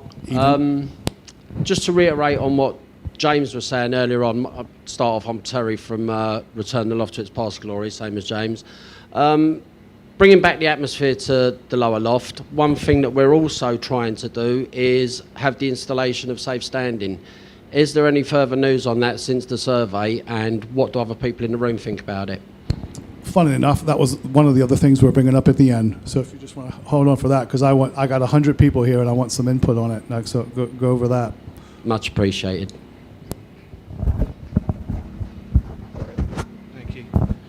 Hi guys. Can I just ask, are negotiations going on with players that are out of contract at the end of the season? And it seems like Albert, Lee Wallace, a couple of others are out of contract, all important players in our team. Are they in negotiations? And also for Mark, have you found Macaulay Bond's Jaffa Cake stash? Did you ever see him munching on them on the bench? And more seriously, did you like to hear that from a player out on loan? Thank you.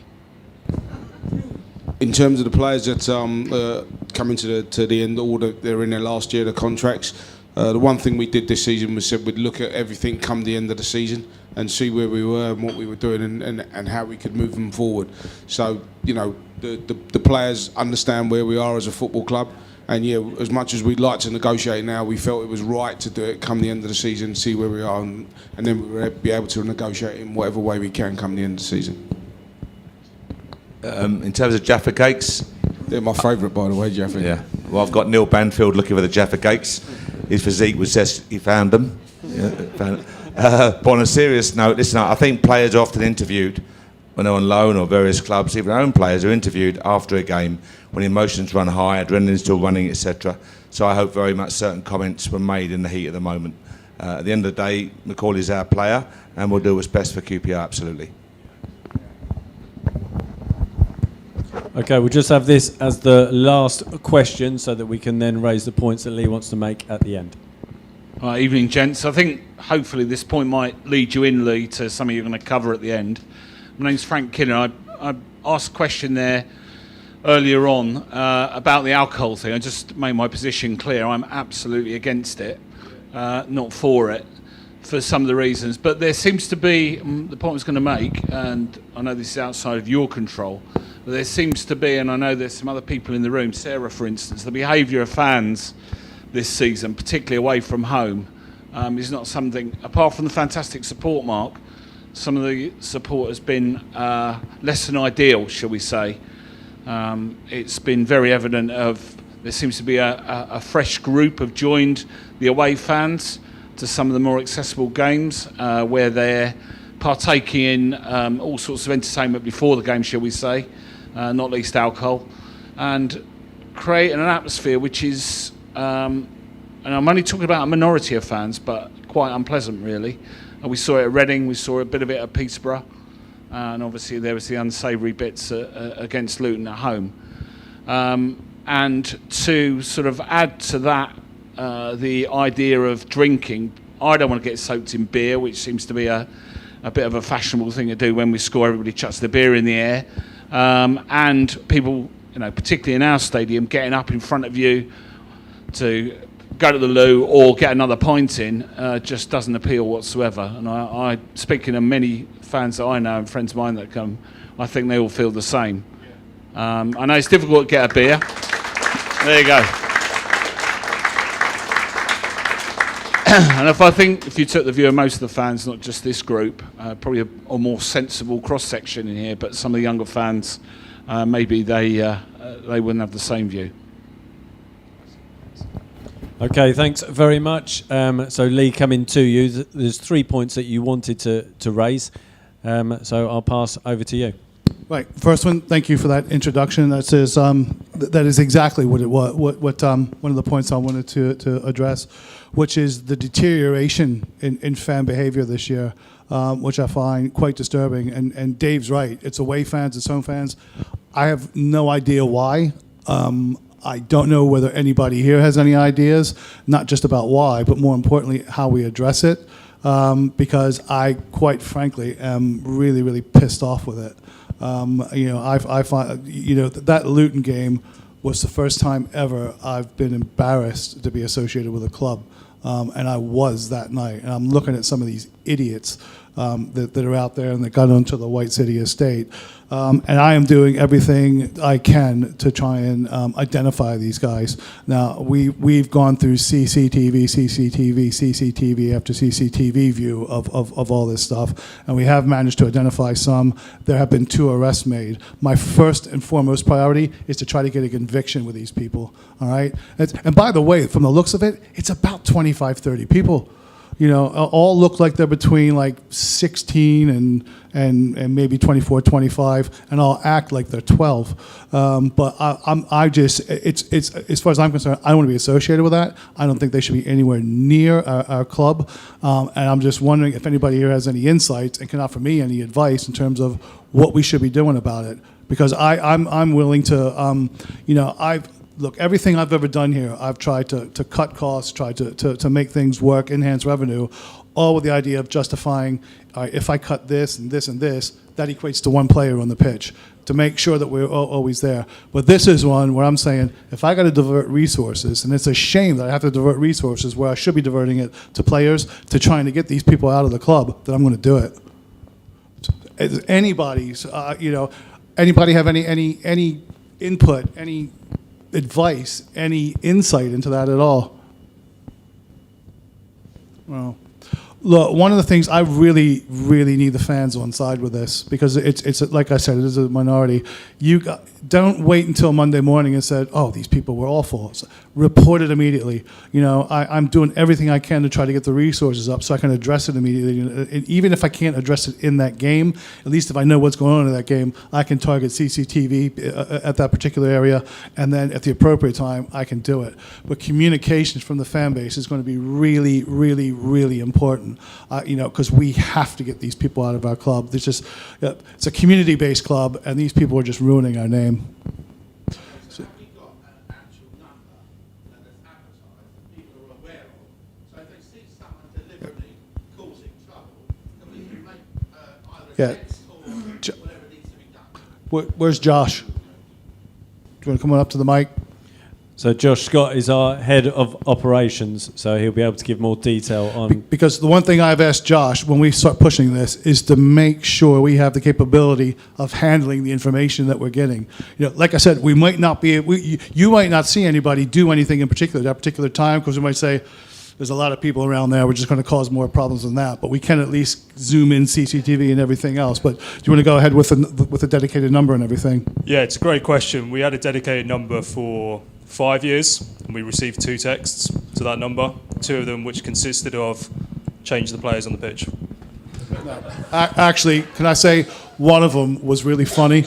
One of them was funny. One of them said there are 11 people, 10 of them are dressed in blue and white, and they're making my life miserable. I have to confess, I did laugh at that. It was before you, Mark. Before this team. But no, we obviously drive social media. So I run a QPR operations Twitter account. We have customer services and support services email addresses, because it only gets resolved if it gets reported. So we need everyone in here who says they're worried about fan behaviour, contact us. We've got support services and myself sitting there a week after a game and we receive an email saying fan behaviour wasn't great. Well, why did you not report it on the day? Right, what's your contact? So that's the important thing, is what is the contact we should be advising people to go through? So we have the support services email address, which is on the website. We have the operations@qpr.co.uk email address. We have the Twitter pages that you can contact as well. Are those addresses in the programme? Yes, should be. One thing we'll do, my head of commercial probably won't like it, but I might have to steal some time from sponsorship, stick it up on the big screen, stick it up on the advertising boards around. But they are up on the big screen regularly. Every match on the big screen. Programme announcements, PA announcements, they are out there. Right. Listen, anybody else have anything? Because that's great input. What?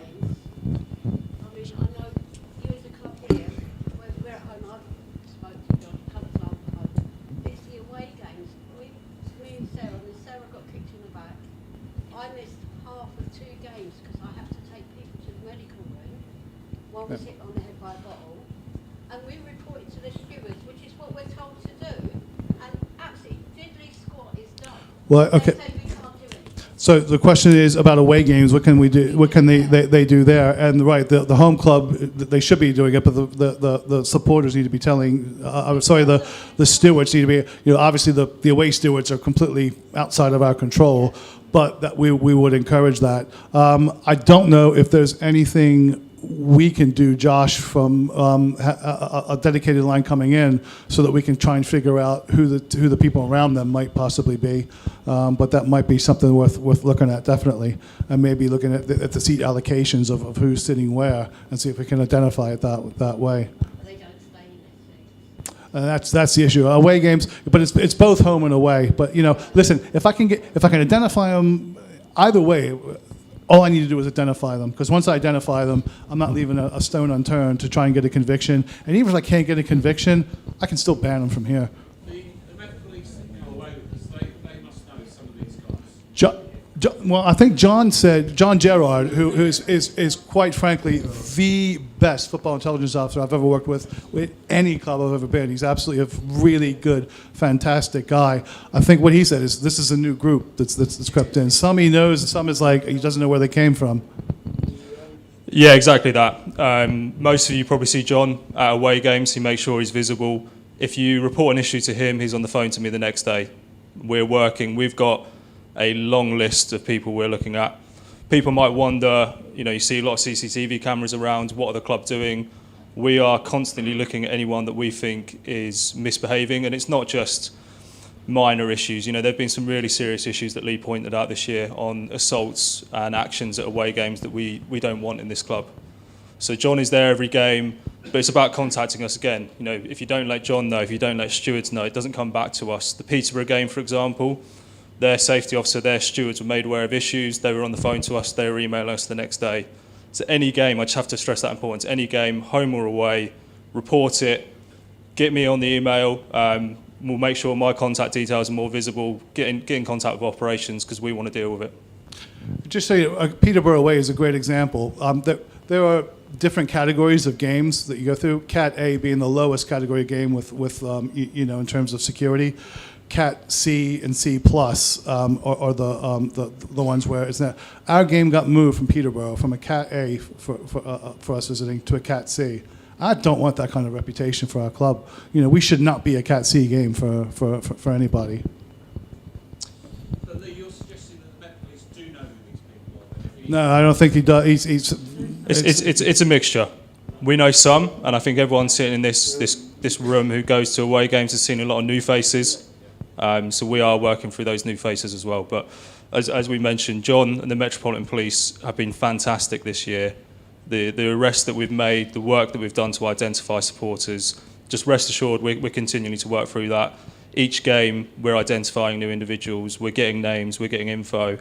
But I think Lee stressed the importance. There's a lot of people sitting in this room saying there's an issue. I'm not hearing a lot of issues from people. And I'm not turning around saying that you're going to have to tell me people's names, but tell us when there's an issue. Because if on the match day someone tells me there's an issue, we'll get the cameras on there. We have many CCTV cameras around here, but I can't focus on 18,000 people. I have to focus on individual areas. If you tell me there's an issue, if you tell the club there's an issue, we'll look at it and we can try and identify it on the day. I'll tell you what says it all is the fact that when we put out the message about fan behavior a couple of games ago, that it actually got a round of applause. So it tells me that you guys are as fed up with it as I am. So, now let's say, okay, let's have a zero tolerance policy with these guys. When you spot it, let us know, and we're going to do everything we can to try to eradicate it.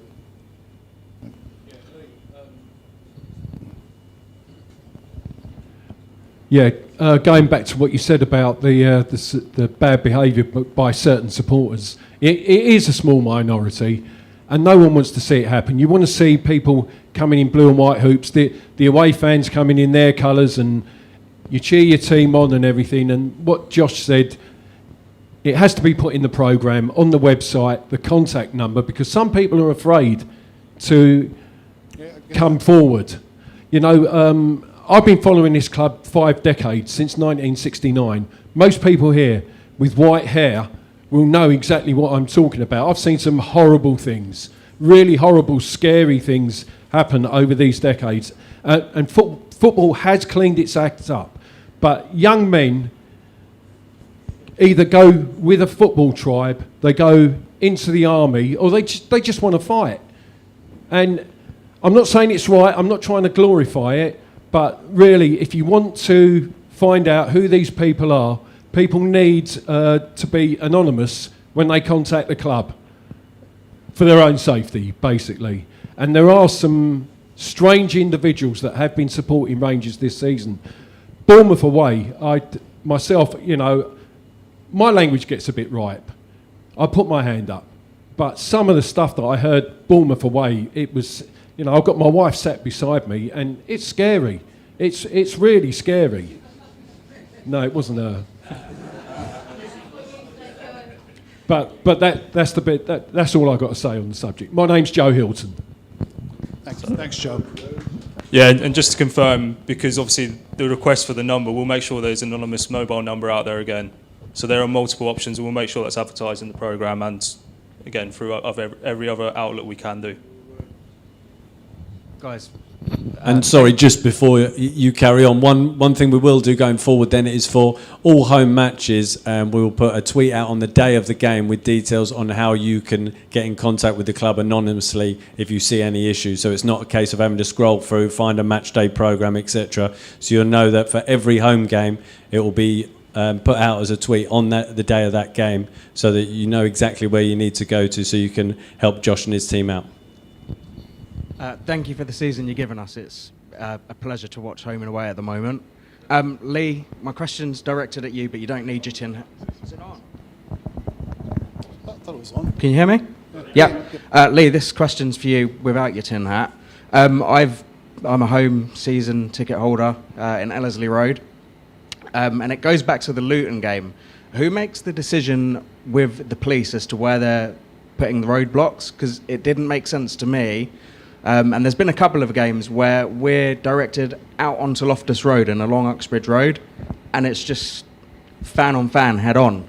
And there's quite clearly not enough police to stop all of these events happening. So who makes that? Is it the club's decision or the police's decision? No, outside the ground, the police are in command. And we have already had a chat with the police about communication, because the one thing you hate is when you're being told to do something, you have no idea why, or somebody tells you one thing and then somebody else tells you to do something completely different. So we know that's happened, and it's one of the things that we're working hard with in terms of the police to get that stuff out of there and make sure things are more coordinated.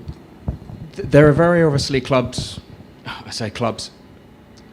supporters of clubs that come and cause trouble.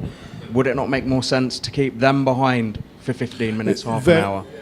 Very, very difficult. And that's, again, a police decision. But the police, at least in this borough, are very reluctant to hold back, because you get all kinds of legal issues about detainment and imprisonment and everything else. So that usually is I know Millwall do it, but yeah, it's all down to what the local police want to do. If I were to go to every other away game this season and they said to me, you're staying in for 15 minutes for your own safety, yeah. You take it on that. It just seems a bit of a silly decision on the police's part. Yeah, just to add some weight to that. I've been to multiple away games with QPR where you are held back. Every time you have that, there is certain space to do it. So to have a hold back, you have to have available concourse space and external space to do so. We don't have that. If you go to the school upper concourse, one of the tightest concourses in the country, I would love to say that we could hold back 1,500 people in there. We'd be refused a safety certificate if we did so. We don't have the size and layout of the stadium to do a hold back. I've tried to communicate this before, so I appreciate some people might not have heard this. But the size and the layout of the school stand, if we have 1,500 people in the upper, we have to technically try and give people 1,800 tickets for the 10% capacity. There is not the size and the layout to do that. Therefore, we try and manage it with the police on the outside to take people away from the stadium. So I think there are issues with some of the operations that happened on that evening. I know supporters were turned out trying to go to Bloemfontein Road from Ellerslie Road, were sent round to South Africa Road, weren't allowed through South Africa Road. So those issues we're going to raise with the police. I also heard comments there were too many police, but then there wasn't enough police at the end of the night to deal with the assaults that happened. So you try and imagine all the issues that the police were dealing with out there, and they still didn't have enough resources to go down Uxbridge Road. And that is because of the behaviour of fans that have come to this stadium, both from QPR and from the away teams.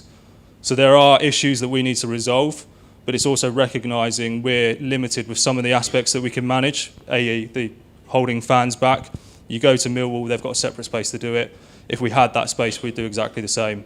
So we'll work for the next game to try and address some of the issues, but it's also about the behaviour of supporters. So some of that's going to be resolved by us arresting supporters who are involved in these incidents and recognising who these supporters are. And that's where we try and say, assist us with this. Because the more we identify these supporters, the more we kick them out of the club, the less issues we face at the next time they come around. Josh, could the police not actually do an escort, take the away fan, whatever side of the ground they leave? Why can't the police actually just escort them back to their coaches or back to the train station, rather than letting them just walk freely and the line of police kind of guide them where they're going? Because that's what happened against Luton, that's what happened against Millwall. It's not even a line of police, it's a couple of cops every So the fans have got free, they drove where they want. Yeah. They're directed, but they're going that way, QPR are going that way, and they clash at the top of Lockett's Road. Yeah, so If the police were to do a proper escort, it would help. I can't comment entirely on police operations. What we do see is that we know, let's say 100 to 200 people that are going to be at risk from the away club. They're escorted to the stadium because we know where they are, we know when they're travelling, we know when they're getting here. To do that with 1,500 people when they leave, when you've got Shepherd's Bush Station, White City Station, going up Uxbridge Road that way, there's not enough police in the world to do that, to escort every one of those supporters at the stadium. So coming into the stadium, we can monitor that. Getting out when it's 1,500 people, 1,800 people, 3,000 people leaving at the same time, to then do that with home supporters around, it's just not enough police. But we'll certainly discuss it with the police on how we can improve those going forwards, because we do recognise there were issues at Luton. We need to address those issues. We need to make sure supporters feel safer. And just before we move on to discuss the lower loft and potentially the return of safe standing, we'll leave Les and the manager to get away to get ready for Stoke in the January transfer window. So put your hands together for Mark Warburton and Les Ferdinand.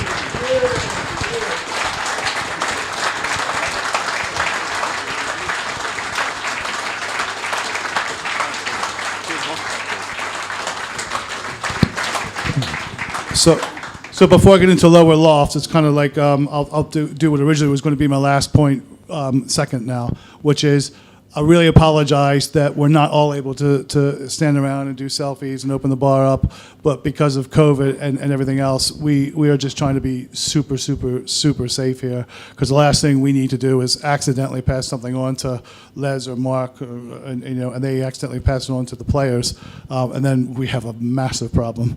So, again, my apologies. When you're playing like this and you're third in the table, this should be a really, really fun night. Everybody should be having a few beers and a few drinks and doing that. But because of the current health situation, we're just not able to do that tonight. Okay. Now we'll address what would have been my second point as the last point. We did a survey in regards to safe standing, because I like the idea. In fact, I love the idea, and I would like to see it back. But the one thing I'm not going to do is go in and say, right, sorry, don't renew your season tickets in this section because this is going to be the safe standing area. So what we did is we did do Mark was in a hurry to get out, wasn't he? Jeez. So what we did is we did a consultation, and the vast majority of people, overwhelming majority of people, saying, yeah, we really support safe standing. Most people thought it was most appropriate in the loft lower, and I can't argue with that. But my question is, and this is the litmus test that I put myself through, is if the club were doing something, and I say I was sitting there for 5 years. With my kids in the family stand, but a bunch of people said we think that should be the safe standing area. How would I feel about it?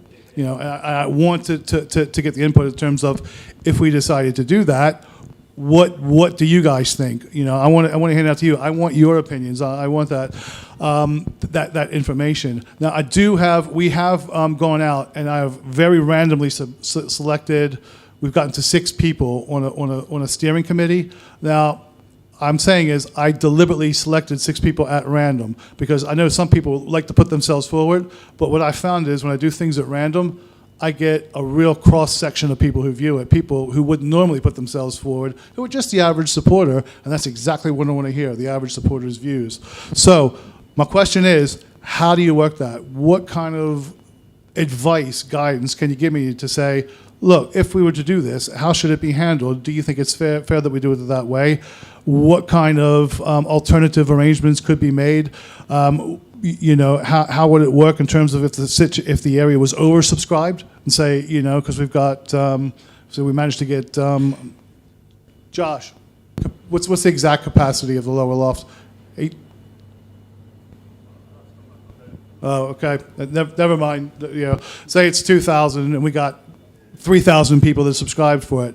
How do you actually do that? You know, the prioritization that would have to take place in terms of people who sit there right now, in terms of, well, wait a minute, I just don't want you kicking me out of my seat.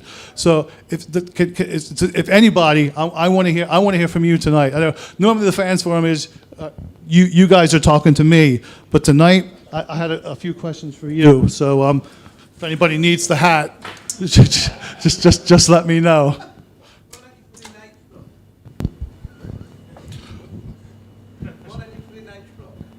I think one block is probably not sufficient enough. Yeah.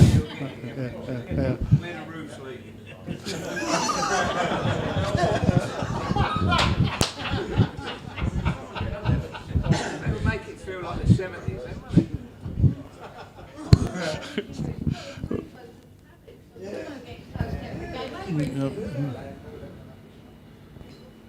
Mike. This is the mic. I'm Michael. Supporter since, well, Rodney Marsh's days. The thing is, you just hit the nail bang on the head. And I've got some folks here, some friends here, James who spoke up very well, etc., that really do want to see some standing. And they've also hit the nail on the head. It is a dilemma, because you do need to have that atmosphere.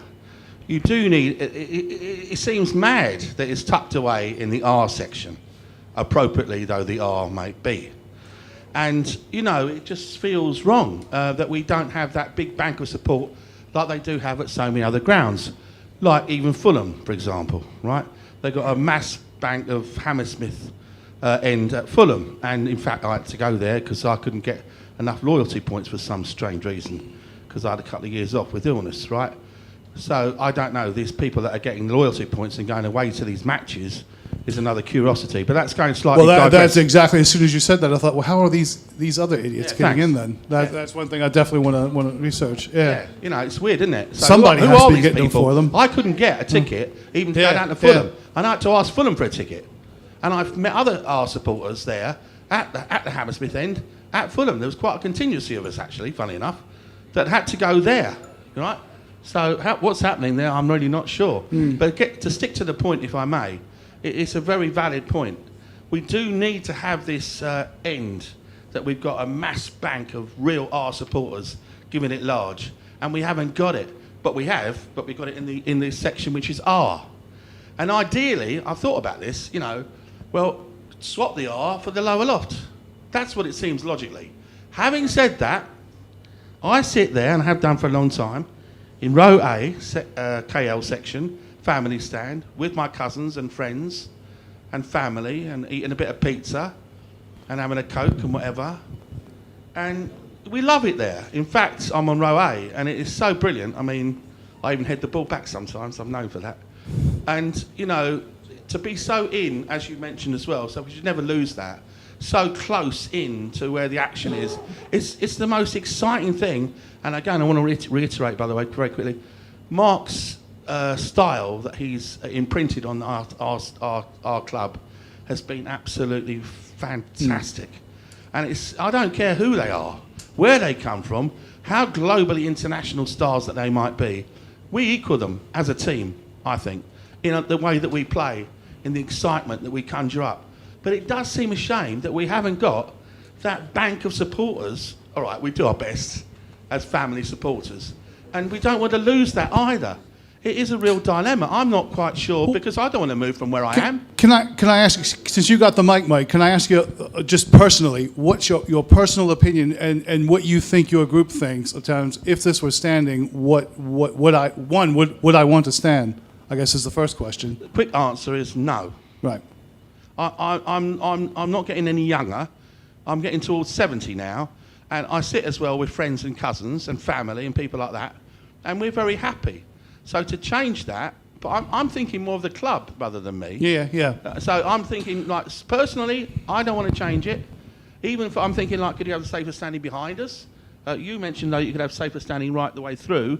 It just means you can stand. Do you want to talk to you? Do you want to say what you want to say? Because I know that Can I just say one thing, though, before? Yeah, absolutely. Just to say one thing. What I don't want this to turn into is a bit like the debate over naming stands in terms of if one person has one view, one person has a contrary view, it doesn't mean you're any less of a supporter. Right. This is just like, how do we facilitate this discussion? How do we? Lee, it's try a real to get people- dilemma, and yeah, I really don't know the answer. Yeah. The quick answer is I don't want to change where I am. I like it as we are.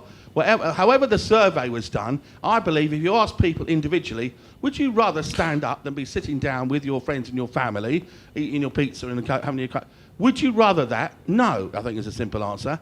And I also think there's a danger that some of these infiltrating supporters would let us down, unfortunately. However much that we believe in the idea and the concept, unfortunately it can attract the wrong kind of person. And that might be one of the club's concerns. And I realise that as well. But it does seem a shame that so much great support, which has been mentioned earlier, even when we're, losing or whatever, and struggling, whatever, especially the R section, are fantastic. And we try and give it as much as we can as well. But anyway, that's the general view that I can only give. Okay, no, I appreciate that, Mike. Thanks. Thanks. All right. Thank you, Lee. Terry, so I think, Terry, you were going to say something? So I'll get to you in just a sec. Yeah, thanks a lot, Lee. Just in answer to what Mike was saying about not wanting to stand up. Mike sits in row A. He's right at the front. He doesn't have to stand up. He's got a seat at the front. He doesn't need a rail in front of that seat. And the whole idea of rail seating is to give people the option of sitting or standing. And the survey's been done. It's been rather overwhelming with an 86% in favour. And all along, right from day one when James and I first started doing this campaign, we've reiterated and we will continue to reiterate that we don't want to move anybody from a seat if they've already got that seat. And that is something that you've said to us in meetings, that the club will work a way around it. And I hope that the club do work a way around it and that we do actually get that rail seating put in and that we can bring the atmosphere back to Loftus Road and support the club in its entirety. No.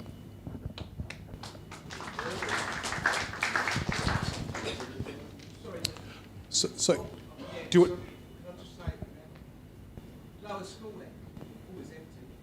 It's almost impossible to do that with the away fans above it.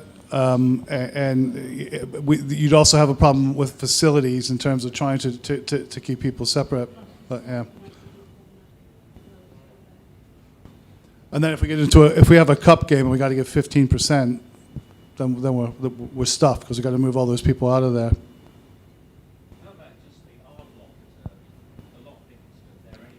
I don't. But listen. For me, it's about if you do that here, how do we make it palatable to people? And what Terry said, that's one option. Is like, well, you leave the first couple of rows so that people can sit down. No, they don't have to move their seats, or if they're in there, they just move it a little further to the front. Or it could be the issues are no, I sit further back because when it chucks it down, you get soaking wet if you're sitting up in towards the front. But I don't want to move either. Well, if there was another section, let's say loft upper. Because one thing's for sure, we have to keep a family stand. Family stand's actually been quite successful in terms of getting younger people through. So I want to make sure we keep the family stand. But it's like, okay, so what becomes a suitable alternative? As long as they still have access to the games rooms, they still have access to that family area. The pricing is still the same for the family areas. Those are important concepts for me to keep. I can appreciate that the implementation of the family stand. I've gotten a lot of saying, "Oh, we don't like the way it was done." What I don't want is a repeat of here. So it's like, I need to. We all need to go on this journey together, and I want to make sure we get to the other side together. And everybody goes, and even if you're not completely happy with it, saying, "You know what? I was listened to. They treated me right. Fair enough." Okay, and we got to the end. Sorry, cheers, Lee. Just to jump in there, people are saying about different parts of the ground. one of the main things when we started this was return the loft to the past glory. I don't know, but if you look at QPR, especially midweek games, and even on a Saturday, the lower loft is half empty sometimes, 3/4 full at most. I've never seen it packed like it used to be in the early 90s, especially late 80s. The loft was bouncing, yeah? And that's what we're trying to bring back, is a full loft. Yeah, so when people are watching us on Sky or on the telly, they see the loft is full. Yeah, instead of it being half empty on a school night, sometimes it's 40%, 30% full. So that's what we're trying to bring, is a full loft. And that is safe standing. We want no one to move from their seat. We want people to join us and fill that loft, 1,500 people. And from there we can bring in flags and banners and everything like that and create that atmosphere and have it behind the team, the 12th man, like we're trying to achieve. Now, if we move that into R block or to Y block, you had the police issue with the away fans. R block, that's only 300 supporters. And then we go back to the issue of the lower loft looking empty on Sky again and on TV games, okay? So this is why it needs to be, or not needs to be, this is why the most important part is the lower loft, a packed lower loft, and that will bring in more fans and so on. That's why that is so important. Thank you. And listen, this isn't about just getting input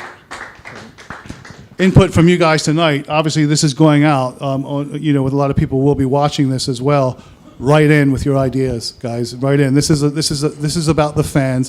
This is a fan initiative. We're just trying to do the right thing for all the fans. So write in if you've got ideas, and write in if you've got input.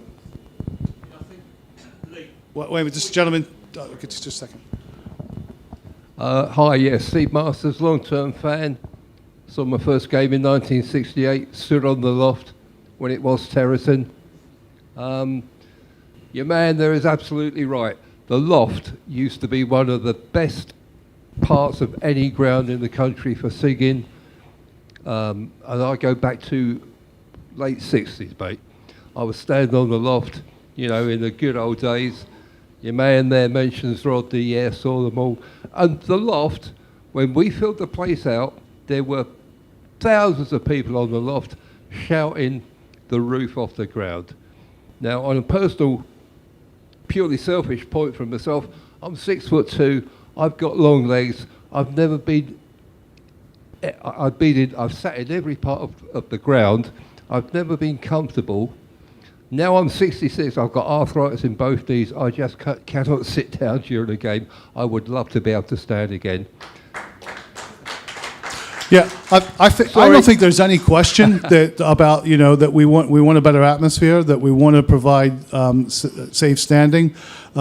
It's just about how we do this in a fair manner. Yeah. I mean, when I go to games now, if I book early and I can get a seat on the end of the aisle, fine, I can stick my legs out down the aisle, right?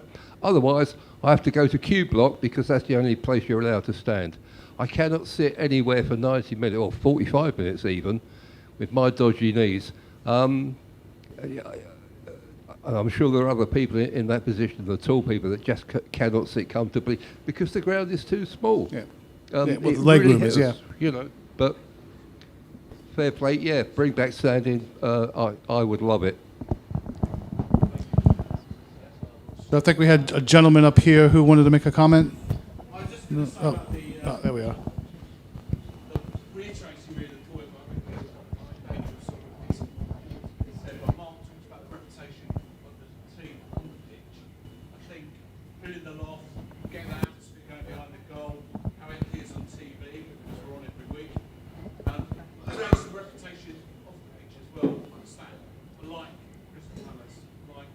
Yeah. And that's what we need to, because we do have a bit of a reputation of being a bit quiet crowd.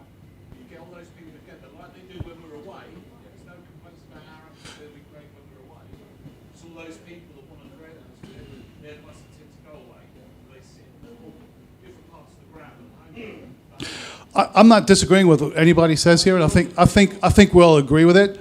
The key question, though, is, and again, it's about you putting yourself in the same position I am, which is, if I'm sitting there for 5 years, my kid, this is my seat, and I've developed relationships with people around me, I don't want someone chucking me out of my seat, which I know James and Terry don't want to do. So the question is, how do we overcome it to say, I don't like the idea and I like to sit down? So what are the alternatives? Yep. I do, but like I said, what I'm not going to do is have a repeat of what happened when we did the family stand and say, Family Club QPR chuck out 17 families from the family stand.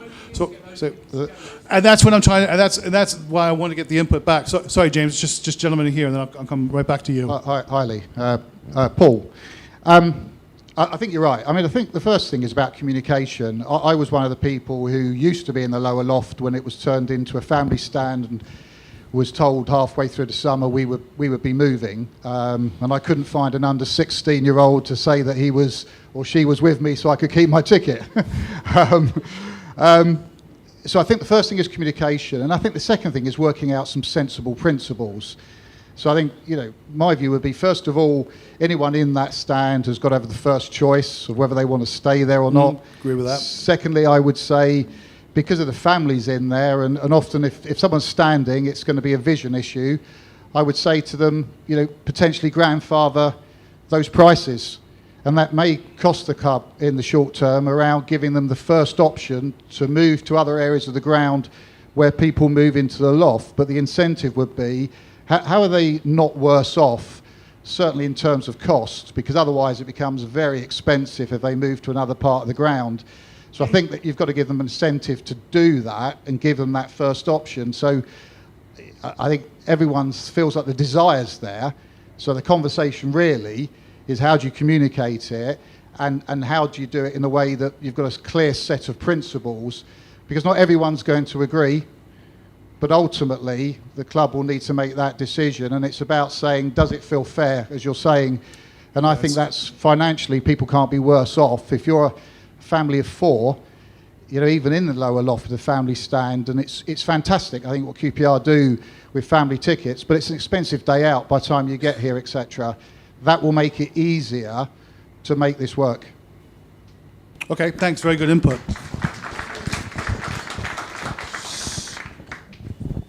Oh, sorry, just continue just 1 second. Sorry, You're I don't want next. to keep hugging the mic, but you answered you answered lovely, exactly how I was going to answer it there.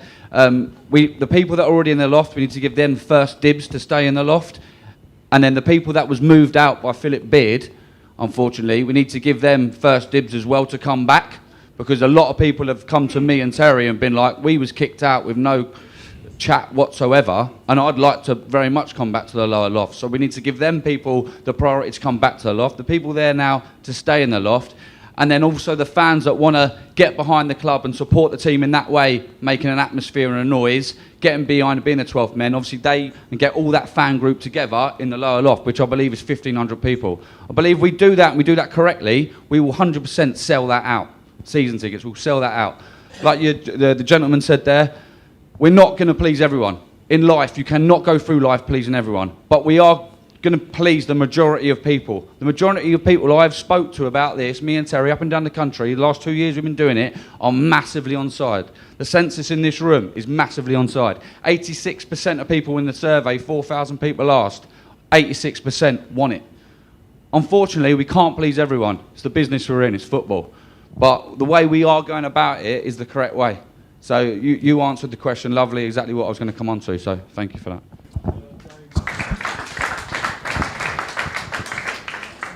So good.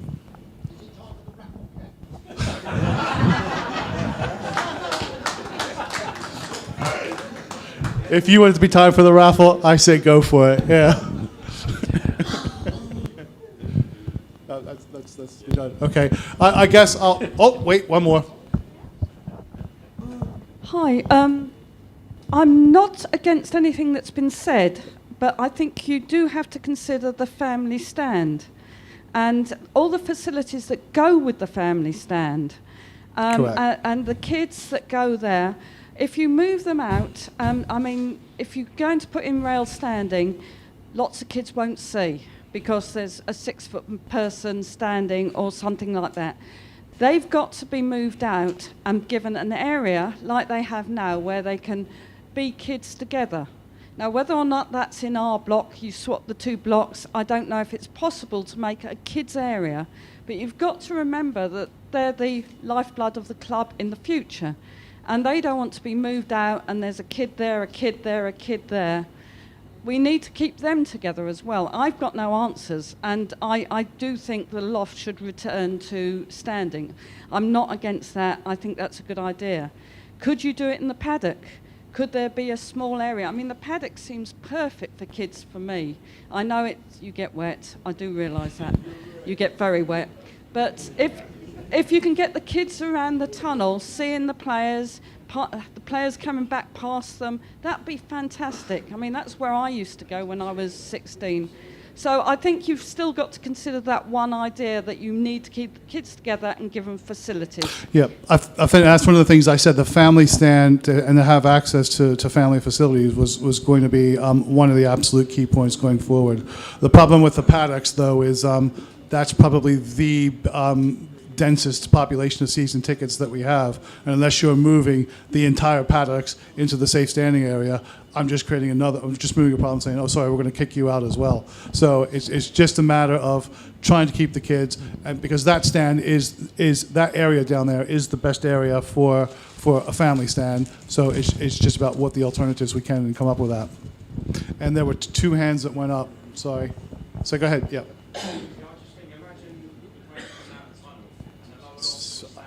Actually, I really can't. Would you mind using the mic? Because you're a bit too far away. I just think, can you imagine the players coming out the tunnel? The lower loft was all standing. There was massive banners going around the ground. Paul was going around jeering the crowd up. Banners, flags. I just think the players were just absolutely buzzing. As I said, I don't disagree with any of it. I think we all agree that's the best way. Absolutely, positively, 1,000%. Yeah. On a personal level, I love the idea. Yeah. But what the point is, though, what I have to address, though, is the people who were there now. James is right. I'm not going to get 100% of buy-in from it, but I need to take as many people as I can in terms of how that works and make sure that we've got the vast majority of people who say, I feel wrongly that I don't like the idea, to make sure their voice is heard and to make sure we do something that's correct for them. When the players come up, can't we get an anthem or something? Like, it's just every I mean, like London Calling? Boring. Like a lot of teams, when the players come out, they have an anthem for the club. And the fans sing it, but we just don't have that. I can't believe that Brentford have nicked Hey Jude. There's got to be a song that we can sing when the players come out, and it gets the crowd going, and the lower loft is standing, and there's the Ellerslie Road. If there was a banner saying "We are QPR," like, I just think there's so many ideas, and it's such an easy thing to do. Banners, like, music. If Paul could go around to each stand and say, "Let's hear it," like they do at Leeds United. I think there's so many options to get the crowd and the atmosphere so much better. Ultimately, any suggestions you have, send them in, even including song lists. But I know what'll happen. You'll suggest this song, we'll suggest, and they go, no, it's always been London Calling. It has to be London Calling. So it's just then the next compared civil to other war clubs, starts. I mean, look at West Ham when Blood Bowls come out and Leeds marching together, Sheffield United song. We need something like that. Do you know what I mean? That's my opinion, anyway. Yeah. Give Pete Doherty a call.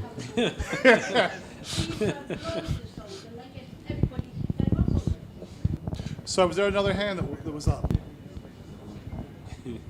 No, it sounds like it's lottery time. The man who wants to do the raffle is saying there are no more hands up. Okay. All right.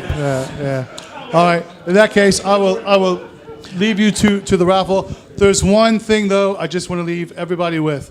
Please, please, please be safe. Please don't let your guard down when it comes to COVID. It's really important that you guys look after yourself. I can't stress that message enough. All right? So, if I don't see you beforehand, I'm doing the raffle, right. Okay, so firstly, this is for a signed ball. Dom? Oh. It is for Jacqueline Rich. Jacqueline Rich, are you here? Excellent.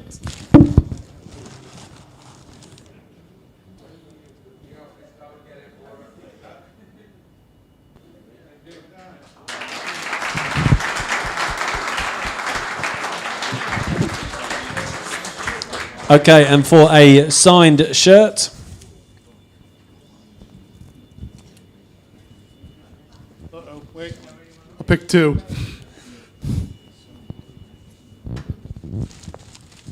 Michael Strugnall.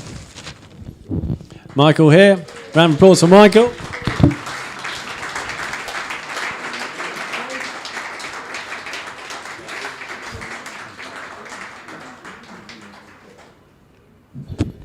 And finally for W12, 2 tickets for W12.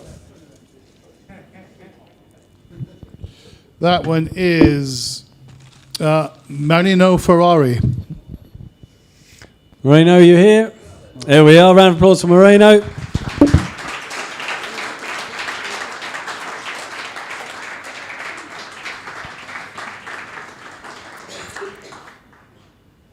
We're good. Guys, have a Merry Christmas. Thanks very much.